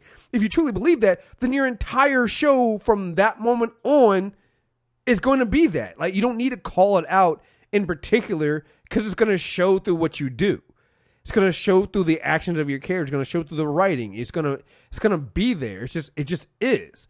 You don't need to come out there. You don't need to throw a Black Lives Matter shirt on and go say, "Hey, we dealt with the topic." Right? It's because you didn't. Like I don't know, man. It's just one of the things I think that it's like race, just in general. Like in racism, like you can't deal with that in an episode because that's not how a real world works. Like you can't, If I was white and I just put on hey, see, I support Black Lives Matters. Okay, so how are you supporting it? Well, I believe Black Lives Matters. Okay, what are you doing to make sure that happens? Like, are you calling out systemic racism? Are you calling out stuff? Like, are you going to have characters calling on themselves out? Are you going to have people calling out Oliver? Like, how are you going to do this? Are you going to like? Again, you have a show that has killed off a black woman in Amanda Waller. You had Walter just diss a fucking peer. The black man Walter. Remember, Diggle had a sister-in-law who disappeared. At one point, they were having that. Right. Like, I mean, again, so when you say Black Lives Matter, but then you look at your show and you're like, well, you've kind of handled it kind of bad. Michael Jai White was Bronze Tiger. He never came back. You know, it's like you want to say Black Lives Matter, but then at the same time, you've had black characters that just fucking appeared and never come back. Like, you know, I get what they're trying to do. Like, I absolutely get what they're trying to do, but you can't do that. Right. Like you said, you have to put it in through the through line of your show. Like, if they made this season about Black Lives Matter, okay, now we're talking. Like, all right, let's go. But to just have one episode, it's too many politics involved and too many different opinions for it to come out cleanly. There's no way they can come out clean with this episode. Right. So, I don't know. I'm like, yeah, don't do this. I'd rather you not do it. I'd rather you not touch it. Stay in your own world and just ignore it like most white people do, than trying to jump into something and make it seem like when you don't understand. Because I honestly don't believe you understand. And I'll be honest here. When I look at that cast, when I look at that writing room, if you truly bring in somebody who's from the movement, you bring in some queer black women, or just some you bring in black women in general that are from the movement that can help you with that. I don't see that going well itself. Like, I don't see that meeting going well. No, like, I don't see and that's why I'm like, we'll bring somebody in. I'm like, who you bringing in? Because you bring in the people that you need to bring in. Y'all ain't making that episode. No. because they're gonna tell you about yourself, and you're gonna get your feelings hurt, and then you're not gonna want to go forward with what they're talking about doing with the show. So they're gonna hurt everybody's fucking feelings. So that's not gonna happen. So what's gonna happen is you're gonna bring in somebody like John Ridley, who was already on the wrong side of some things with some of the things he said before, and that's gonna go bad. So it's like I'd rather you just not touch it at all because you don't understand it. You know, like it's kind of like what I was talking about yesterday with the South Park thing. Y'all should go listen to that Nerd Off. Yeah. It was real good. Yes. But it's like, I don't want my entertainment. A lot of times my entertainment can just be entertainment, and that's okay. You know what I'm saying? Like, I know that you want to make points and you want to make issues known, but sometimes, especially like with Arrow, I just want to see some superhero shit. Like, God, I don't need to see that. Yeah. So this episode is sponsored by the good folks over at tweakedaudio.com. Tweaked Audio has been a great partner to the MTR network over the years, and they have a great product. If you listen to this show, then clearly you use headphones. Unless you're one of those assholes on public transportation blasting music over a speakerphone. Don't be that person. Pick up a pair of earbuds or headphones from Tweaked Audio. They have over-the-ear headphones as well as various types of earbuds in different colors. And now they have a great pair of affordable Bluetooth earbuds that are perfect for working out and listening to us, your favorite podcast. At checkout, put the code REVIEWS in to get 30% off, free shipping, and free lifetime warranty. So check out tweakedaudio.com. Help yourself with a new pair of headphones and help us out as well. Now, back to the show. All right, so let's move on. I'm gonna do my Black Woman shout out early. This day, I'm hitting. You got to shout out Jemele Hill. Oh, absolutely. Yeah. Shout out to Jemele. But going on with this again, by now, if you haven't heard, then I don't know where the fuck you've been living at. I'm pretty sure her white supremacist tweets. They were a couple of weeks ago, though, weren't they? They weren't the one. Did she do another? She did another round like just this past week. Okay, because people were coming at her, and she finally just said, along the lines of, your president's a white supremacist. Because I'm not gonna lie, I don't remember. I was like, well, I don't see what the problem is, because I thought that I thought she had said this before, like. And then again, I started thinking maybe I'm just confused because I think a lot of black people who are have said this stuff. So I was like, maybe I put a white person and I just confused my black people. Because every black person I know who's in, a lot of black people I know who I follow who are in media have been saying similar shit. Like it's kind of weird to me. I'm gonna get back into what she said, but like Joy Ann Reid doesn't hold back. She says it every day. Right. So when I read the actual tweets, I was just like, wait, so why are they mad at her again? Well, you know why they mad. Right. Right. Stick to sports. So let me see if I can find the actual. I'm trying to find the actual tweet she wrote. Yo, she didn't delete them either. No, she didn't. So, Shout out to that. Shout out to that, and then shout out to all her coworkers that stayed because they were trying. Apparently, they were trying to replace her and find another black person to replace them. So first, her co-host Michael Smith was like, "I'm not going on without her." So yeah, they like brother and sister. Like, yeah. hell no. So that's not happening. So I'm not going off of that. So let me. Okay, so I think here we go. Here are the tweets here. So she said, and this was September. Oh, she said on September. This is why, because she said on September 11th. So that's why. So already we got the fake patriotism day, September 11th. So then people are going to get super in their feelings. She says Donald Trump is a white supremacist who largely surrounds himself with other white supremacists. I see no lies in that. The height of white privilege is being able to ignore. She put that with the air quotes, ignoring the air quotes, his white supremacy because it's no threat to you. What's a threat to me? Trump is the most ignorant, offensive president of my lifetime. His rise is a direct result of white supremacy, period. You'll see no lies. See a lot of truth in those. I see a lot of truth in those. So then, ESPN being ESPN, could have just left it alone and not said anything. Right? You know, like either not said anything or I know this like not saying anything would have been like the standard corporate like we're not going to say anything thing. That would have been the safe bet. They could have been radical and doubled down and backed her sentiment and been like, I mean, she has the right to say what she wants to say, and you know, the truth of the matter is she's not wrong. You know, they could have done it. I know that's a little bit too radical for ESPN. We like to think that ESPN is a liberal place, but most of these media places are not liberal at all. Very, very conservative. They went with a third option. Coming from their ESPN PR account on Twitter. The comments on Twitter from Jemele Hill regarding the president do not represent the position of ESPN. We have addressed this with Jemele, and she recognizes her actions were inappropriate.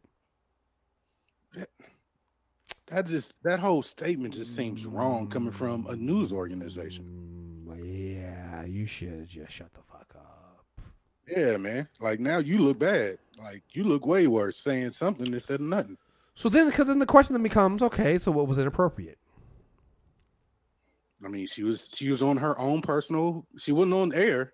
You know what I'm saying? She was on her own personal Twitter account. She's her personal view. She made it clear that she said, "I believe." Right. Not to represent the company. I don't get it. So what was inappropriate about her comments? Or is it that she said it out loud and angered some of your white supremacist fan base or listener and viewers or whatever?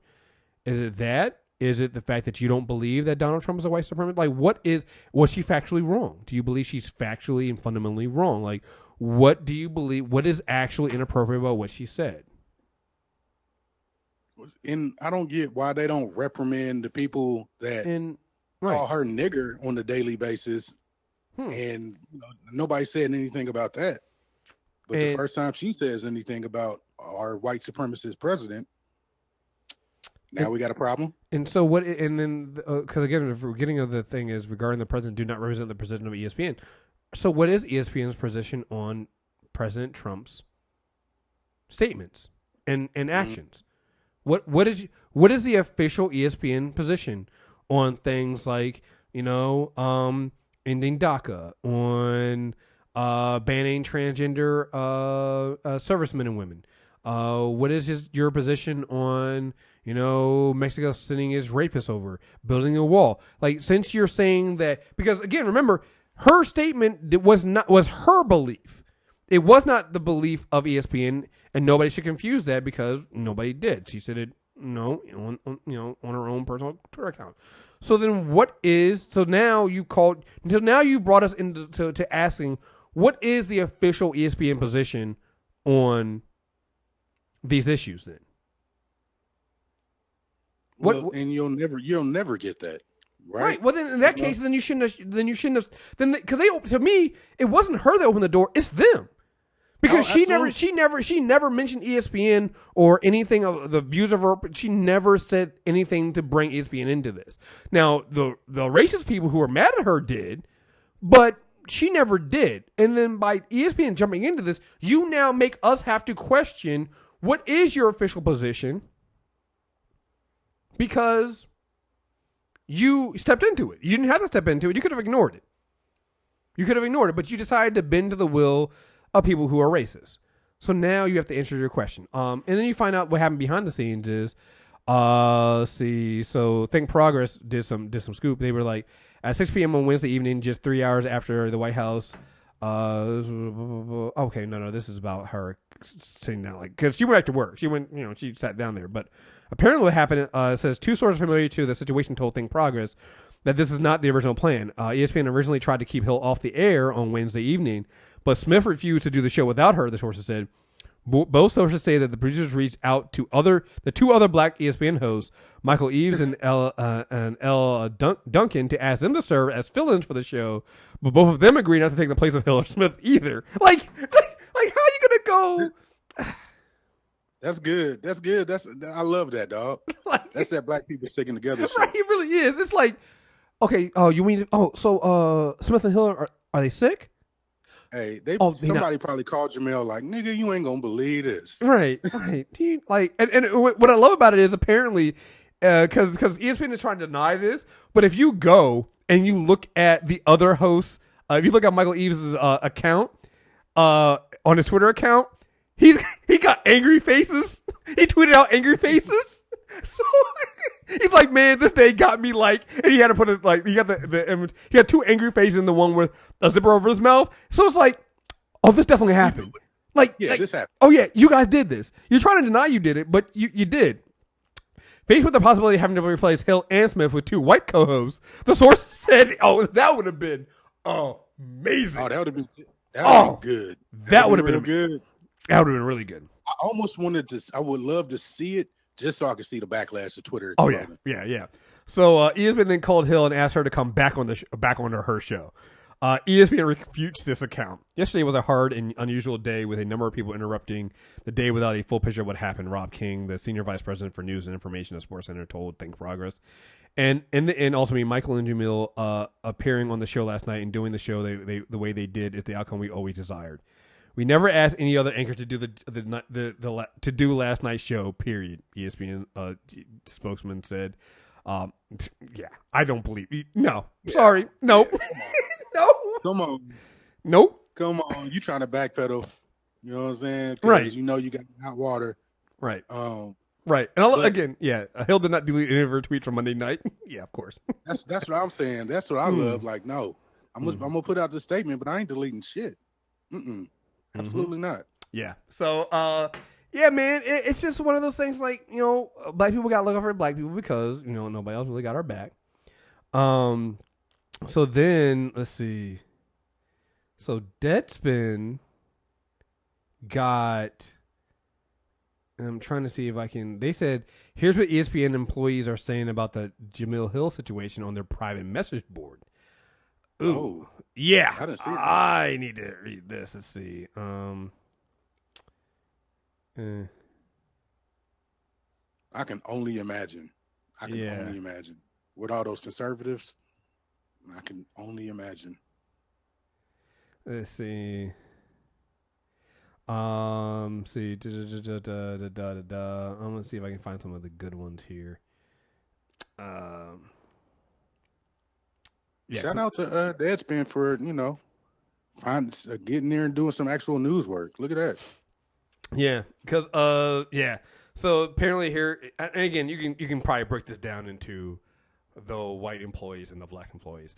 There was an article that was written 5 years ago on the ESPN website concerning former Knicks player Jeremy Lin, entitled "Chink in the Armor." I have to admit the headline was a lapse in judgment by a former employee who was promptly fired for what was viewed as having potential racist tone.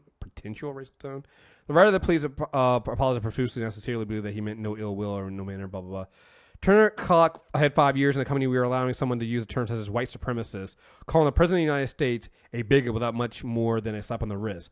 While I agree in the amendment of free speech, I believe the people with a platform should be using it to lift people up and turn negatives into positive. No matter what you think of the President Trump, why not take the higher road and use your talents to try to make this country a better place to live and this country a better place to work? Too many people take advantage of what the freedom of speech actually means and take it to the podium to complain and spew garbage. Overall, I'm very disappointed that the company did not take a more aggressive stance against what was said. Hopefully, it is not too late, as I find it difficult to respect policies that are not consistent from case to case. Okay, so again, amazing, right? Because that brings me to the second point. White people find being called a racist or a white supremacist way worse than the actual racism and white supremacy, right? Because here's the thing, like this response is comparing a title that had an actual racial slur in the headline to calling the president a white supremacist while he is supporting white supremacy policies and surrounding himself with white supremacists. Like these are two facts. So it's not a leap to say he is a white supremacist when he's supporting things and surrounding himself with these people, right? They find that more offensive. So go ahead. Well, no, I was just gonna say is for the fact that they don't have any other worries. Like that's their biggest concern is being viewed in a bad light in a lot of cases, and it's just I don't understand how that works, or I don't understand that type of privilege. So somebody responded, was she formally writing on behalf of ESPN? No, that person was racially insensitive. She was just stating her opinion as others do on social media every single day. Are you, as you are doing here? Should you be fired for that? Of course not. Then somebody else says, really, you had a talk with her? That's her punishment? With all the fire and suspension in the past for much less, this is the best ESPN can do. Talent should be held accountable for their actions as they are the face of the company. Brett McHenry got suspended for mouthing off to a cashier. Bill Simmons, Dan Libetard, Stephen A. Smith, and Keith Olbermann were all suspended for lesser offenses. Tony Kornheiser got 2 weeks suspension for talking about clothing. But racial insults to the president are okay. Racial insults to the president. That's not a racial insult. That's. But you see it, right? You see how they changed the conversation to now it's racial insults by calling him a white supremacist.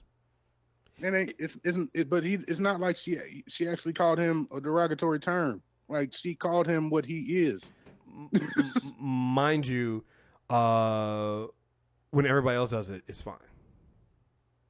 Like remember when the one of the Miss America from Texas or something like that had that statement calling out.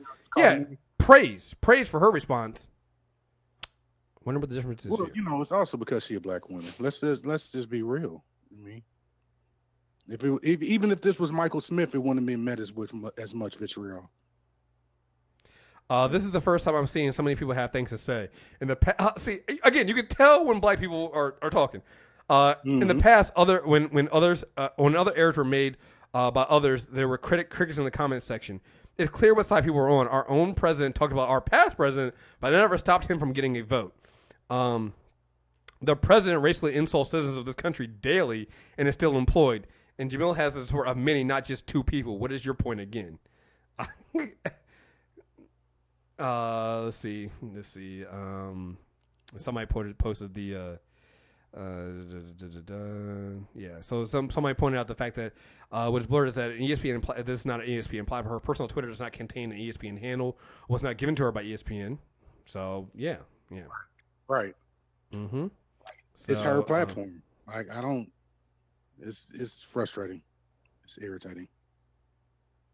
Yeah. Oh, so responding to that, the first thing, trying to say that the article with the chink in the arm in, which is just it was wrong. I remember that. Right. Now, the ESPN wrote. I remember somebody talking about that. Yeah. Back in The ESPN writer wrote was allegedly a mistake that was taken into a different context than what he had intended. It's a racial like what other what other like I don't okay. What Jemele wrote was very intentional, obviously how she felt. I cannot fault her for how she feels about what she stated. However, I do believe that An employee of ESPN writes on social media, as you pointed out, my opinions in this forum are up for scrutiny and can be seen as representing the country. But slander somebody or made irrationally insensitive comments, which in my opinion she did. Rationally insensitive comments, calling him a white supremacist. After everything Trump has done and said, calling him a white supremacist is insensitive to him. He still won't deny it. Like, he still both sides have bad dudes on them. Like, come on, man. Come on. Somebody said, somebody came with some heat. When Hank Williams Jr. was being interviewed by Fox News, was he speaking for ESPN or speaking on the ESPN platform? Woo. Somebody came with some I take. When Kurt Schilling was posting a cartoon on Facebook, was he speaking for ESPN or speaking on some ESPN platform? I'm actually stunned that there are people here willing to defend her because I'm actually stunned here that there were people willing to defend her because her message from above is clearly not an apology. It was a double down. And there are roughly 63 million people that voted for and supported the president, and I'm willing to bet. Oh, wow. So that person brought that in there, but then they're actually going against her. So I'm That makes no sense. Wait, okay. All right. I'm willing to bet that they're not happy with being called white supremacists. I'm certainly not. Oh, so I guess you're saying you're a Trump voter. It's offensive, and we're not going to lose any more viewers. We're going to lose even more viewers as a result. How does this keep getting worse? So that's even worse. So it's like, so wait, but Hank Williams Jr. being interviewed on Fox News, he was actually being racist. And so was Kurt Schilling. That they were like, I'm over thinking that when this person said this shit, I'm like, oh, okay. No, you're saying that. They were actually being racist, though. Like, that's, and here's the thing, Hank Williams Jr. is back. Oh, yeah. Yeah, he's back on Monday night. Right. So it's like, what the fuck? Yeah. Oh, my God. This is... That's a backwards ass. But again, this goes, yeah. This is, yeah.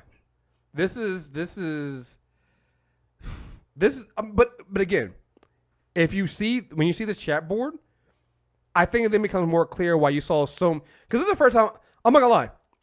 The thing that made me so proud was not just seeing people come out in support of Jemele, but the fact that she's a black woman, and there were a lot of black men that came out and supported her, no question asked. Absolutely. And I'm sorry to say this, but like that's not something we usually see, right? And like vocal, like there were people out there that said, "No, fuck this. No, I stand with her." And no, there were athletes that did, and I think that was the other thing too that helped too. There were because at the end of the day, ESPN needs access to these athletes, and athletes love them. They love them, and so if you're going to it's just one of these things that you have this company that's run by white people that gets a lot of its most of its news stories off the work of black people, whether it's black athletes or black reporters, and then you see the behind the scenes with this chat thing. It shows you that they're like anything else. They're working in a toxic environment. They're working around a bunch of people who honestly don't give a fuck about them.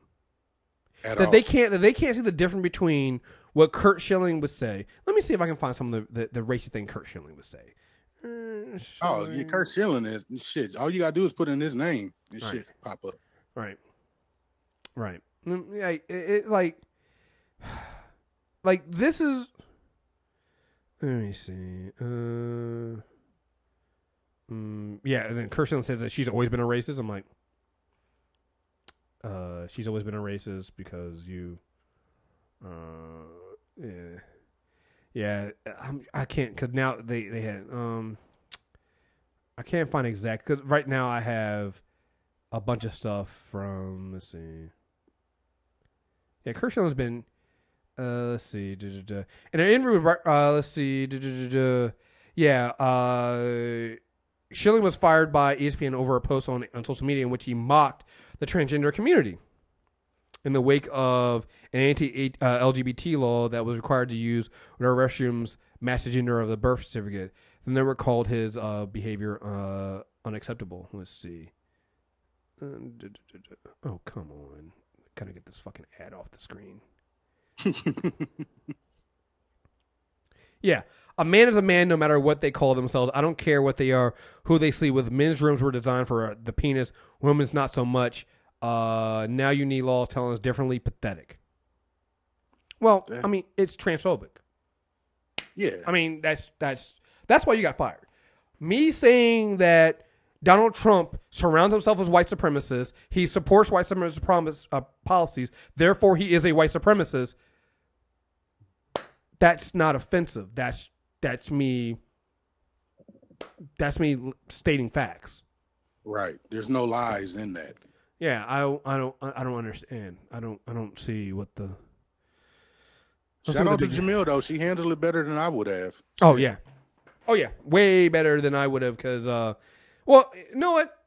Yeah, because because even her she hit him with her own weapon. The non-apology apology. Sure did. Which. The double down was so good, man. Gotta love it. And then still was there at 6 p.m., right? Still was there at 6 p.m. And she also stated like ESPN didn't make me stop tweeting or anything like that. I just needed to get away because y'all motherfuckers are crazy. So, she had it in the bag, man. She was prepared. She didn't delete it. She didn't delete it. It's just like, you know what though? Trump looks at that tweet like every day. Yeah. Because he's fucking nuts. So the White House called for her to be fired because they were fucking. Hold on. So I'm gonna share this with Aaron because I need you to see my man on Fox News who a black dude who is trying to say that she should have been fired because oh boy, right? Because you get these guys who say this shit. Let's see. So let me know if you see that. Coming not yet. All right. But yeah, man, it's just so yeah, they were like, yeah, the president thinks that she should be fired, which then again goes into this weird thing about free speech, right? People say, oh, free speech, we need free speech, until it's a black woman telling you that your president is a white supremacist. Right. Then all of a sudden, it's not. Yeah, I'm still not seeing anything. All right, hold on. I'm seeing it spinning on my end. Let me see if I can end this. Hey guys, I'm Carly Clark. Oh God! Now I'm gonna play the clip there. Let's see here. Let me. If you can just send me the link, I can. I'll pull it up. Okay, hold on. I'm gonna try one more time. Try one more time and see if it's spinning. All right. I'll just put the link in the chat so you can. All right, cool. Come up because it's speaking to it, and I'll play it there. Hold on, give me 1 second. Here, because live podcasting. Yeah, that's what happened. A lot of podcasting, folks. There we go. So, all right, I got you muted real quick. Yeah, all right. I'll play this shit right now. Just tweeting out. There we go. All right. For its politics and bad programming. People are dumping it in record numbers. Apologize for untruth. Why does he tweet like a 2-year-old? Like it just because he can't read. I honestly I still think he can't read. The president just tweeted that out this morning. He's referring to ESPN host Jemele Hill after she called him a white supremacist earlier this week on Twitter. Joining us right now is the Federalist staff writer Bree Payton and the Blaze TV host Lawrence Jones. Now look at this man. Look, you see this? You see this black man? Now he looked like defend Donald Trump. Right now, why does this black man look like? So I love Mass Effect Andromeda, but why did he look like the early rendering of the faces before they fix it? Stop it. But he does though, like this black dude. When you see him, you're gonna be like, yo, like, is your face fully rendered? Like, what's going on here, man? No, it's his taper. It's this weird fade thing he got going on with all that hair, like missing at the front of his head. But he also got the Sarah Huckabee Sanders thing where all his facial features like are in the middle of his face. like you ever see that with Sarah Huckabee Sanders? Like she got a lot of blank space on her face. Like there should be like, shouldn't your eyes be more over to the side, or like there should be something else going? Like you have a lot of like white space on your face. Like it's just a lot of like God was trying to paint on your face, and he just said, fuck it, I'm done. We'll put everything in the center and we'll leave it there. To see you both. Thanks so much for joining us this morning. So, Lawrence, let me kick it up with you. What do you make of the president's tweet this morning about ESPN? Well, Right. He's exactly right. And the problem is that when you take a political agenda on a sports network, expect to pay a price. Half of the people that are watching sports are conservative, half of them are Democrats. Just cover what you cover, which is sports. And what it was her Twitter account, her personal Twitter account. So yeah, the stick to sports thing. Like, so I'm like, so how long do you stick to sports? Like, can you not stick to sports when you're not on the clock? Like, I don't, I don't understand. Are you telling people that they can't? Like, I don't understand. Don't have a personal life. Okay, all right. I just okay. We're doing that here. I'll play. What ESPN is doing now is taking some type of political agenda, is leaning to the left. They're supporting groups like Black Lives Matter and other political groups, and it's going. So first of all, I don't see ESPN supporting Black Lives Matter there. But then going back to what I was saying with the Arrow stuff, it's like, what is the bad thing about supporting the issue of Black Lives Matter? Because to me, the opposite side of that is saying that Black lives don't matter.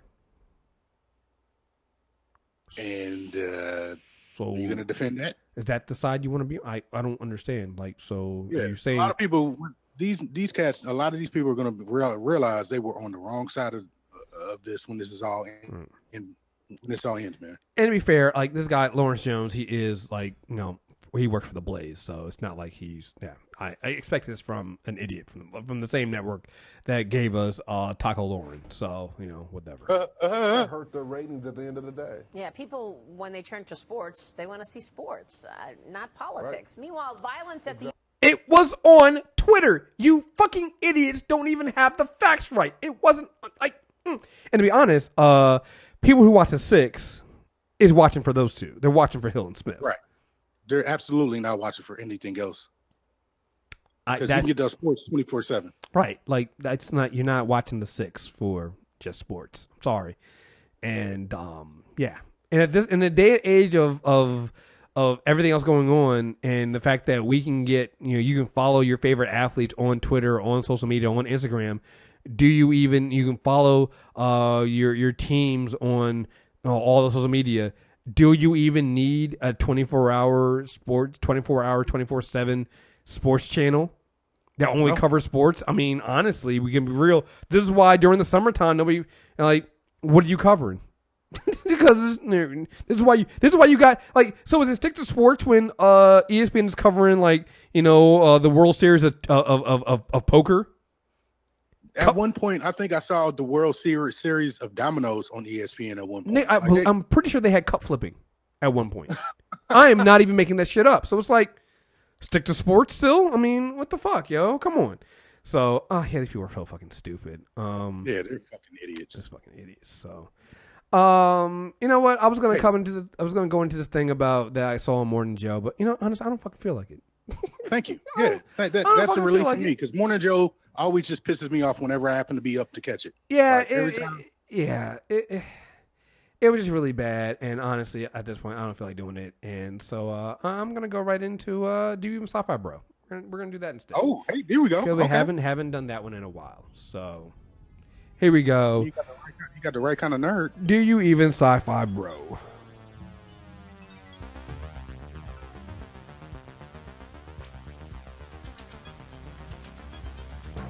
There we go. Do you even sci-fi, bro? We're talking about all the crazy shit that happens when it comes to sci-fi that makes me know that people don't actually watch sci-fi TV or movies because it's just fucking stupid. So, yeah. So, I think last week I didn't play this one. They're always so robot heavy, and AI heavy, but they have to be. It was last week they found out that there was an article that was about how your sex bot will be able to kill you because people will be able to program it, which again, I'm just like, duh. We're back with sex bots. Here we go. App lets users rent warmed up secondhand sex dolls. What? Hold on. What? No, hold on. No, time out. What is that from? Like The Onion? Like that can't be real, right? No, it's not from The Onion. Warmed up, used sex dolls. I mean, No. That, I mean, I don't even understand. Like, what site do you go to that to where you like, man, this sex doll, man, I can't deal with it, man. Let me go ahead and get something that's already been used and I can't think of this. I mean, used over, washed over a little bit. I mean, to be fair, need her warmed up. Ugh. I mean, to be fair, they are very expensive. So we got to recoup that some kind of way. Chinese sex toy manufacturer Touch has launched an app called Shared Girlfriend, which allows customers to rent their hyper-realistic dolls for up to a week at a time. Rent? Yeah, like, when you get it back, what if it's not in the same It won't be in the same condition. Using the app, you can customize the doll you want before reserving it for a few nights of passion. This means choosing from a range of outfits, hairstyles, as well as kinky extras like whips and handcuffs that they can't use because they are not real. I added a bit in myself. Then you can have the doll delivered to your home and even choose for your plastic lover to be warmed up before she arrives. Prices start at $50 a night to rent a doll with a full week of passion costing $200 on the top of a $1,200 refundable deposit. So how do you get your refund back? Like, is it like... I don't even want to know. Hey man, you don't even have to worry about that because once you use a sex doll, dog, you're gonna wind up making payments on that thing, man. Like if you at the point to where you renting a sex doll, you might as well just go ahead and start making payments, man. I'm about to say, yeah. I mean, how low in your life have you gotten when you're renting a sex doll?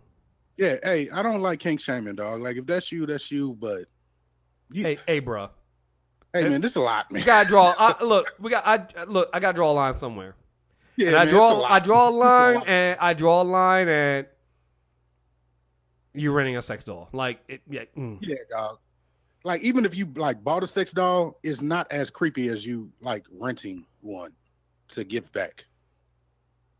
Because it means you okay. I mean, I don't even want to go there. Once customers are done with the silicone lovers, and presumably after they've been thoroughly washed, other people can use the app to borrow the same sex toys. That's really what you're doing. You're borrowing sex toys. It's like having a community dildo. Shit. Yeah, describing their new app, the manufacturer Touch said, with one touch of a key, you are no longer single. No, you're still single. You're just more pathetic. They actually have one that's dressed like Wonder Woman. Which then lets me believe that there's probably more of these, which means that people are renting sex dolls dressed as their favorite comic book characters. And I'm saying men are renting sex dolls because it's all men. Yeah, I mean, yeah. The sex toy industry is booming in China thanks to a whopping gender imbalance caused by historical preference for male children in the country.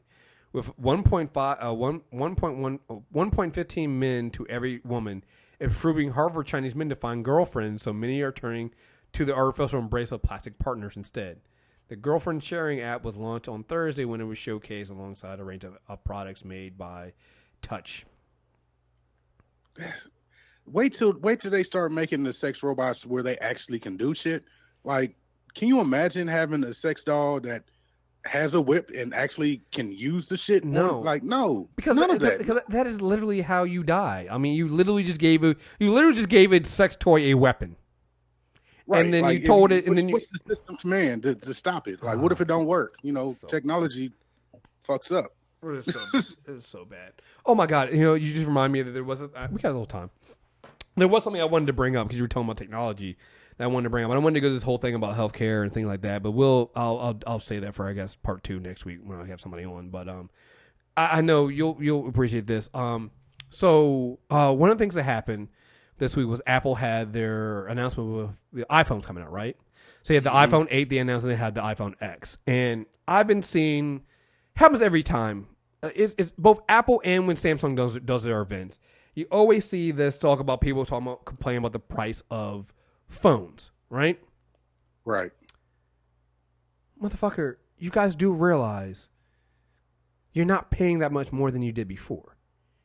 At all. Like, I worked in the cell phone industry for years, And I used to have to tell dummies like, look, man, like the best option for you is to just go with this 2-year plan. You're gonna pay for the phone over a couple of years. Actually, you're gonna pay more. It's gonna work out for you though. Like people don't realize when they get in those plans and it's like $199 for a phone. Over the course of fucking 2 years, you're gonna pay that plus probably $100 or $200. And that's the thing. And this is where I was gonna compare it to healthcare. It's like it's kind of like how I'll quickly do this. When Bernie Sanders had the Medicare for All plan, and it's not going to pass, right? He introduced that. It's not going to pass the Congress because we have nothing but Republicans there. And people were wondering why I was so upset by this. Like, well, you don't support single payer health care? No, I support it. I don't think we understand how hard it is to pass such a thing because we never talk about the true cost of things. We don't talk about we haven't gotten past the perception phase with the American public. Like maybe you and I, we understand this, but a lot of people don't understand like the reason why that in that bill, this would be a separate bill to talk about how much it costs because it does cost a lot of fucking money. If you're going to get universal health care in this country, it's going to cost a lot of money. And that means our taxes are going to go up, which that's not a bad thing. Like we've treated this idea that taxes go to, you pay your taxes and you want taxes as low as possible. But if you want to get universal services as a nation, our taxes should go up and they should pay for that thing. So yeah, our taxes will go up, but they'll be paying so that we don't have to pay for insurance. Like you're still paying that now. You just don't see it. It comes out of your paycheck or you pay it some kind of other way, but like you'll still be paying it when you get universal health care. It's not free health care. It's universal. You'll pay through it through your taxes, which your taxes will go up, but it'll be fine. It's just normal, right? But like when I was seeing this debate with the cell phones this week, I was like, this is why we'll never have it. This is why it'll never work. And it's not because people, obviously, yeah, the right and the Republicans, I'll give them one thing. They're really good at branding. And they can cut like kind of like evil Hydra Steve Rogers. They know the heart of the American public. They know that our base, people care more about perception than reality. And so let's look at the cell phone thing. People will literally tell you when they see the prices of, first of all, they'll jump to the highest price, right? So people are like, I'm not paying $1,000 for a cell phone. I'm not paying $1,000. That's ridiculous. I'm like, the iPhone 8 for 64 gigs is $699. Which means when it comes out on a plan, it'll probably be free. It's $50 more. It's $50 more than what the 6 was, and that was less. That was like 16 gigs. So you're getting 64 gigs for $50 more, and I'll get into the how it gets into your plan, but like it's got more stuff in it. So you first of all, the first problem is you immediately jump to the flagship phone and the one that's the most expensive. They have other options, but you immediately jump to, I'm not going to pay $1,000 for a phone. Okay, fine. Get an iPhone 8. That's also brand new. Also has a lot of new technology in it. Has a lot of new stuff in it. Get the iPhone 8. It's literally not going to cost you that much more. But that's not the newest, Chris. That's right, not the hottest. Right. And so then you get the idea of the fact that people don't understand that when you paid $50 or $200 for your phone a few years ago, you weren't paying for the phone. They were subsidizing phones. You paid $200, then the rest of that cost was in your plan. And you paid that, you were locked into a 2-year contract. So even if you, quote unquote, paid off your phone, truth of the matter is, if you went past that 2-year contract, you were still paying too much. You overpaid. Like you see that time, like no, I'm not paying for. You people are stupid. I still got the same iPhone 5 I got, and all those years ago, I'm like, yeah, well, that means you're a dummy. Yeah, that means you don't realize this. You paid too much because you didn't get a new phone. You're probably still on that same plan. That means you're paying, and if you're building and go, I mean, it might have gone down a little bit, but if you went past that, you were still paying the built-in cost of that iPhone for all that time because the phone company, they didn't lower your bill after you, quote unquote, paid off the phone. They didn't do that. So holding on to your phone wasn't actually smart. It was actually, and I know this kind counterintuitive, but by not getting a new phone, you actually pay too much. Because you got locked into an old phone and you continue to pay this high price. Because what happens now is when you buy, I had an iPhone 6. When I went on vacation, something happened to it. Had to get a new phone this year. I usually wait every 2 years. I had to get a new phone this year, right? Do you know how much money I paid to get my my iPhone 7 out of pocket when I first got it? Probably $100. I paid $0. Yeah, well, there you go. Yeah, because I already paid off a lot with the iPhone 6. I sent it in. What they did was they were like the difference. They split it up between my next bill, and they just sent me a new. Before I even sent my 6 back, they had already had the 7 on his way to me. Yeah, that sounds about right. I paid. They don't care about the cost. They're gonna get that money. I didn't pay out of pocket. Now, when you look at my bill, they lowered the plan. So now my plan is like maybe with data and stuff like that, it's probably like, I guess $80. And then what I pay on top of that, huh? That's it. That sounds about right. Yeah, it's like $80. Then what I pay on top of that is per month I pay the cost of the phone. So the cost of the phone is built into my bill. I don't come out of pocket. So when people say nobody, and maybe somebody, but most people are not going to see that iPhone X and go, it's $1,000. Nobody's doing that. Like, we've seen people go, but what if people can't afford it? It's like, people aren't paying $1,000 up front. You're going even that. If you can't afford it, then don't get it. Well, there's that. If you can't afford it, don't get it. But two, what most people are doing is they're just taking their plan. I think I even saw it's like $30 a month is the cost of the phone. So you get the plan, you put the $30 a month on the phone, so you might be paying what, $110? That's your bill. Maybe, if that. That's your bill. Nobody's paying $1,000. And here's the thing: you can either pay the phone off and buy it straight out, so you don't have to do that, and your plan's even lower, or you just do that and you. That's it. That's what's happening now. Most of the iPhone plans now have like iPhone anytime or iPhone anywhere, where you get an iPhone like every year. Exactly, and that's what we all have. But it's the perception that people are saying is, oh, no, I can't do that. It's the same thing with healthcare.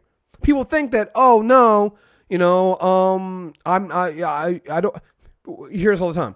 I don't want to do universal health care because, again, I'll go into this more next week. But there was this whole thing, I don't think people remember the 2009, 2010 healthcare debate.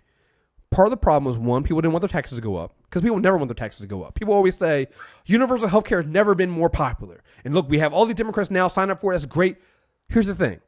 And there was an article, I got to find it, that broke this down. People love the benefits of universal health care.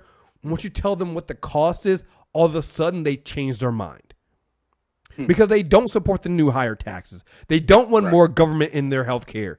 But that's what universal health care is.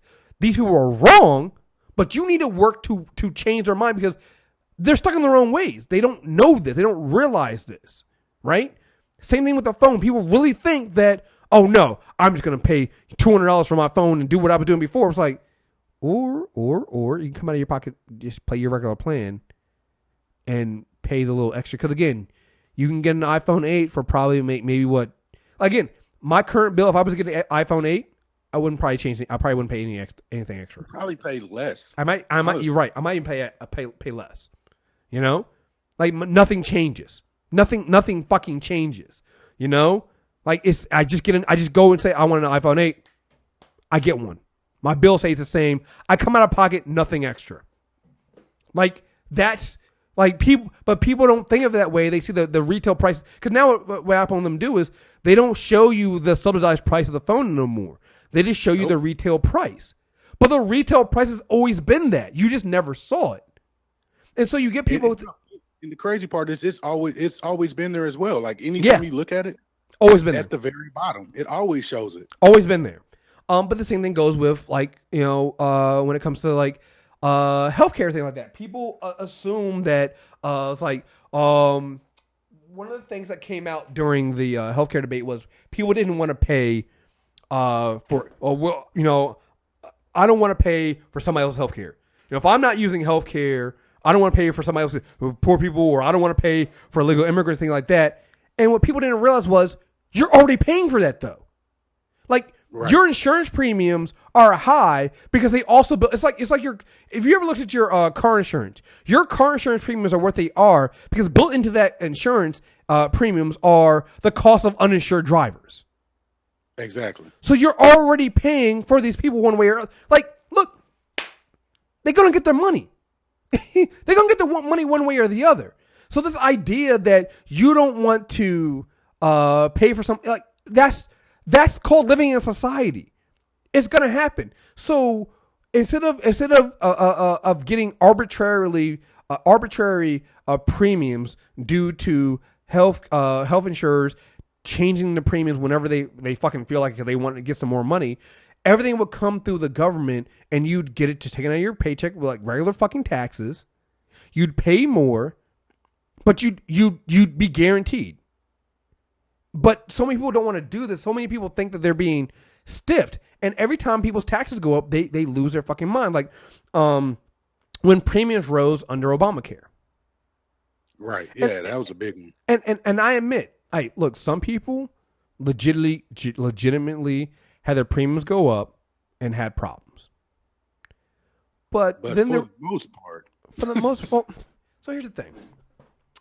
If they say, and again, it's branding, right? If they say premiums rose, people's insurance premiums rose by $1,000, right? That's a lot, right? Let's say decent amount, fair amount. It's a decent amount, right? So let's say, let's see. I'm trying to do something real quick. All right, so your premiums rose by $1,000. That's a lot. That's a lot of money, right? Well, that's fucking terrible. That's horrible, right?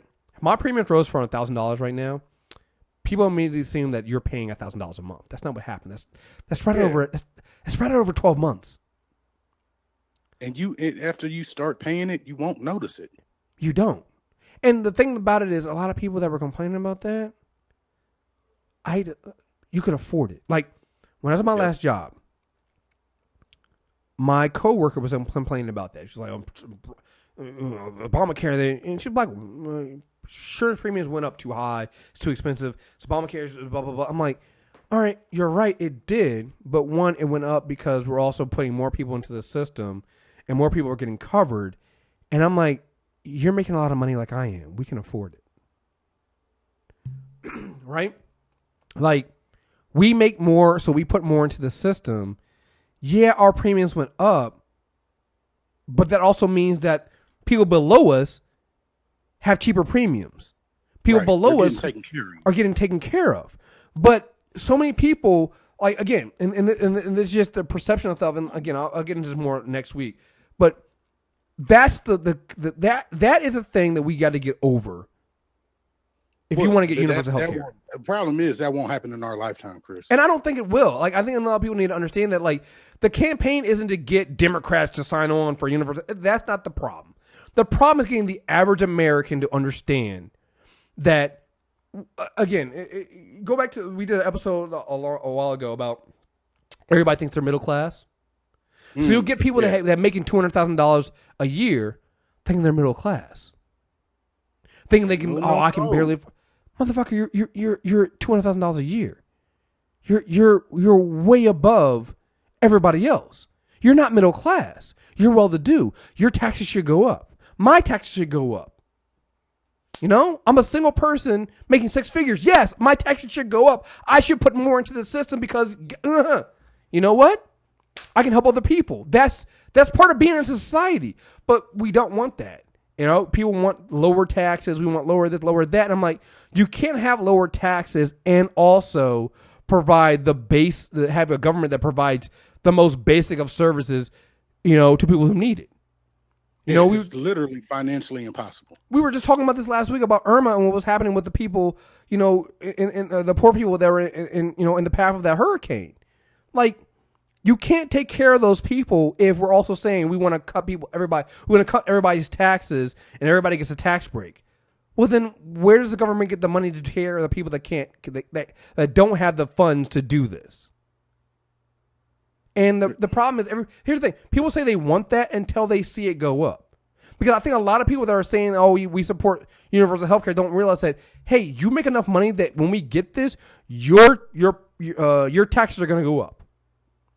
And again, I think that's a good idea. Like, that has to happen. But so many people, they're fine with it until it comes out of their pocket. Until they realize that it's coming out of the American way, right? Right. Until get as much money as you can. Don't give it to anybody else. Right. Until they realize that it's also means sacrificing their own funds. It's not. Again, I'll deal with that next week. But it's just one of the things. Like, I just want people to you see the bigger problems with our country when you look at some of the micro things. Like I said, when you see people's failure to understand that what they're doing with the phones now is better than what it was. But people still go, oh, no, I know I paid less.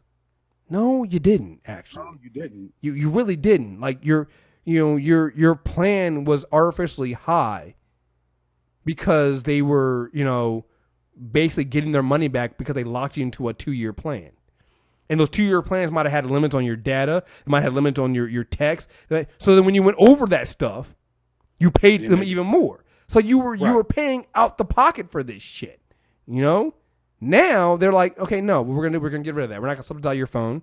You just pay us. You basically lease your phone now. Yep. You're basically leasing your phone. Which is, with the way technology works, that's probably the smarter way to go anyway. Right. What you doing? Like you most of you people are out here trying to get a new phone every year. So at that point, yeah, leasing a phone, it's just like why you lease a car. If you're trying to get a new car every fucking year, then you lease a car. You don't buy the car, you lease it. Because that makes more sense for you. Now, if you want one phone, you want to keep one phone for 5 years, then you know what you should do in this case? Just flat out buy it. Right. Don't do what you were doing before, which is subsidizing the phone, overpaying for it, and then keeping on to it then. Because then you just overpaid for a phone. You should have just dropped the $600 up front and got the phone. But Chris, I don't have the money for it right now. Then don't get the phone. Get the phone. It's just like, oh, man. Yeah, man. It's just one of those interesting things, people going on. So we will see. We will see how that goes. But like I said, I'll talk about the healthcare stuff next week because I really want to get into that. I did my Black Woman shout out early. Aaron, do you have anybody want to shout out for your Black Woman shout out? Yeah, there's a person by the name of Candace Nicole, Dr. Candace Nicole. She just started a podcast, and she actually is one of our former host. She started her own podcast. She it's one about it's called Teach Me How to Love. It's about psychology and Black culture. Go check it out, man. She's been doing great work. She has a meditation for Black Lives Matter that she put out that's actually going around right now that's really good, and she's just been doing great work in the community. And I can't speak highly enough of it. So awesome. So all right, folks, there you guys have it. That is the show. You can find the rest of our stuff on the MTR network. You can get Aaron on Black Astronauts. You guys have a lot of blackastronauts.com. You guys have a lot of stuff coming out still from Dragon Con, right? You haven't put out all your stuff yet, have you? No. We still got the Echo Kellum interview to put out. We got Commander Shepard from Mass Effect. We interviewed him. Awesome. So we still got some more stuff to hit y'all with, and then we got a couple new premium shows that are coming around the bend, and we start BAP back up next week as well. So, back to being busy. Cool, man. Awesome. Well, thank you again for coming on here. We'll be back with the Insanity Check, and I'll get Aaron and Rod back when we're slowing down. We changed how we're doing the Playing Dead. We're gonna wait until we get all the episodes in for some of these seasons, and then review them. Although we do have to we're still doing a Life is Strange. Have you played the new Life is Strange yet? I have not, but I've heard nothing but great things about it. Yeah, I might. Maybe I'll try to start playing it this weekend. Nope. I'm waiting till all three come out because I can't do it this time. You can't do it this time? I can't do it this time, man. I'm not about to be sitting here waiting and spazzing out. I might have to be the guinea pig then and try doing it one at a time. So we'll see. So we got to get right on Life is Strange so we can do the retrospective. Yeah, that's what I'm saying. We got to do that. So. All right, folks, we're coming out soon. So, again, thank you guys very much for listening. Until next time, we are out of here. Peace.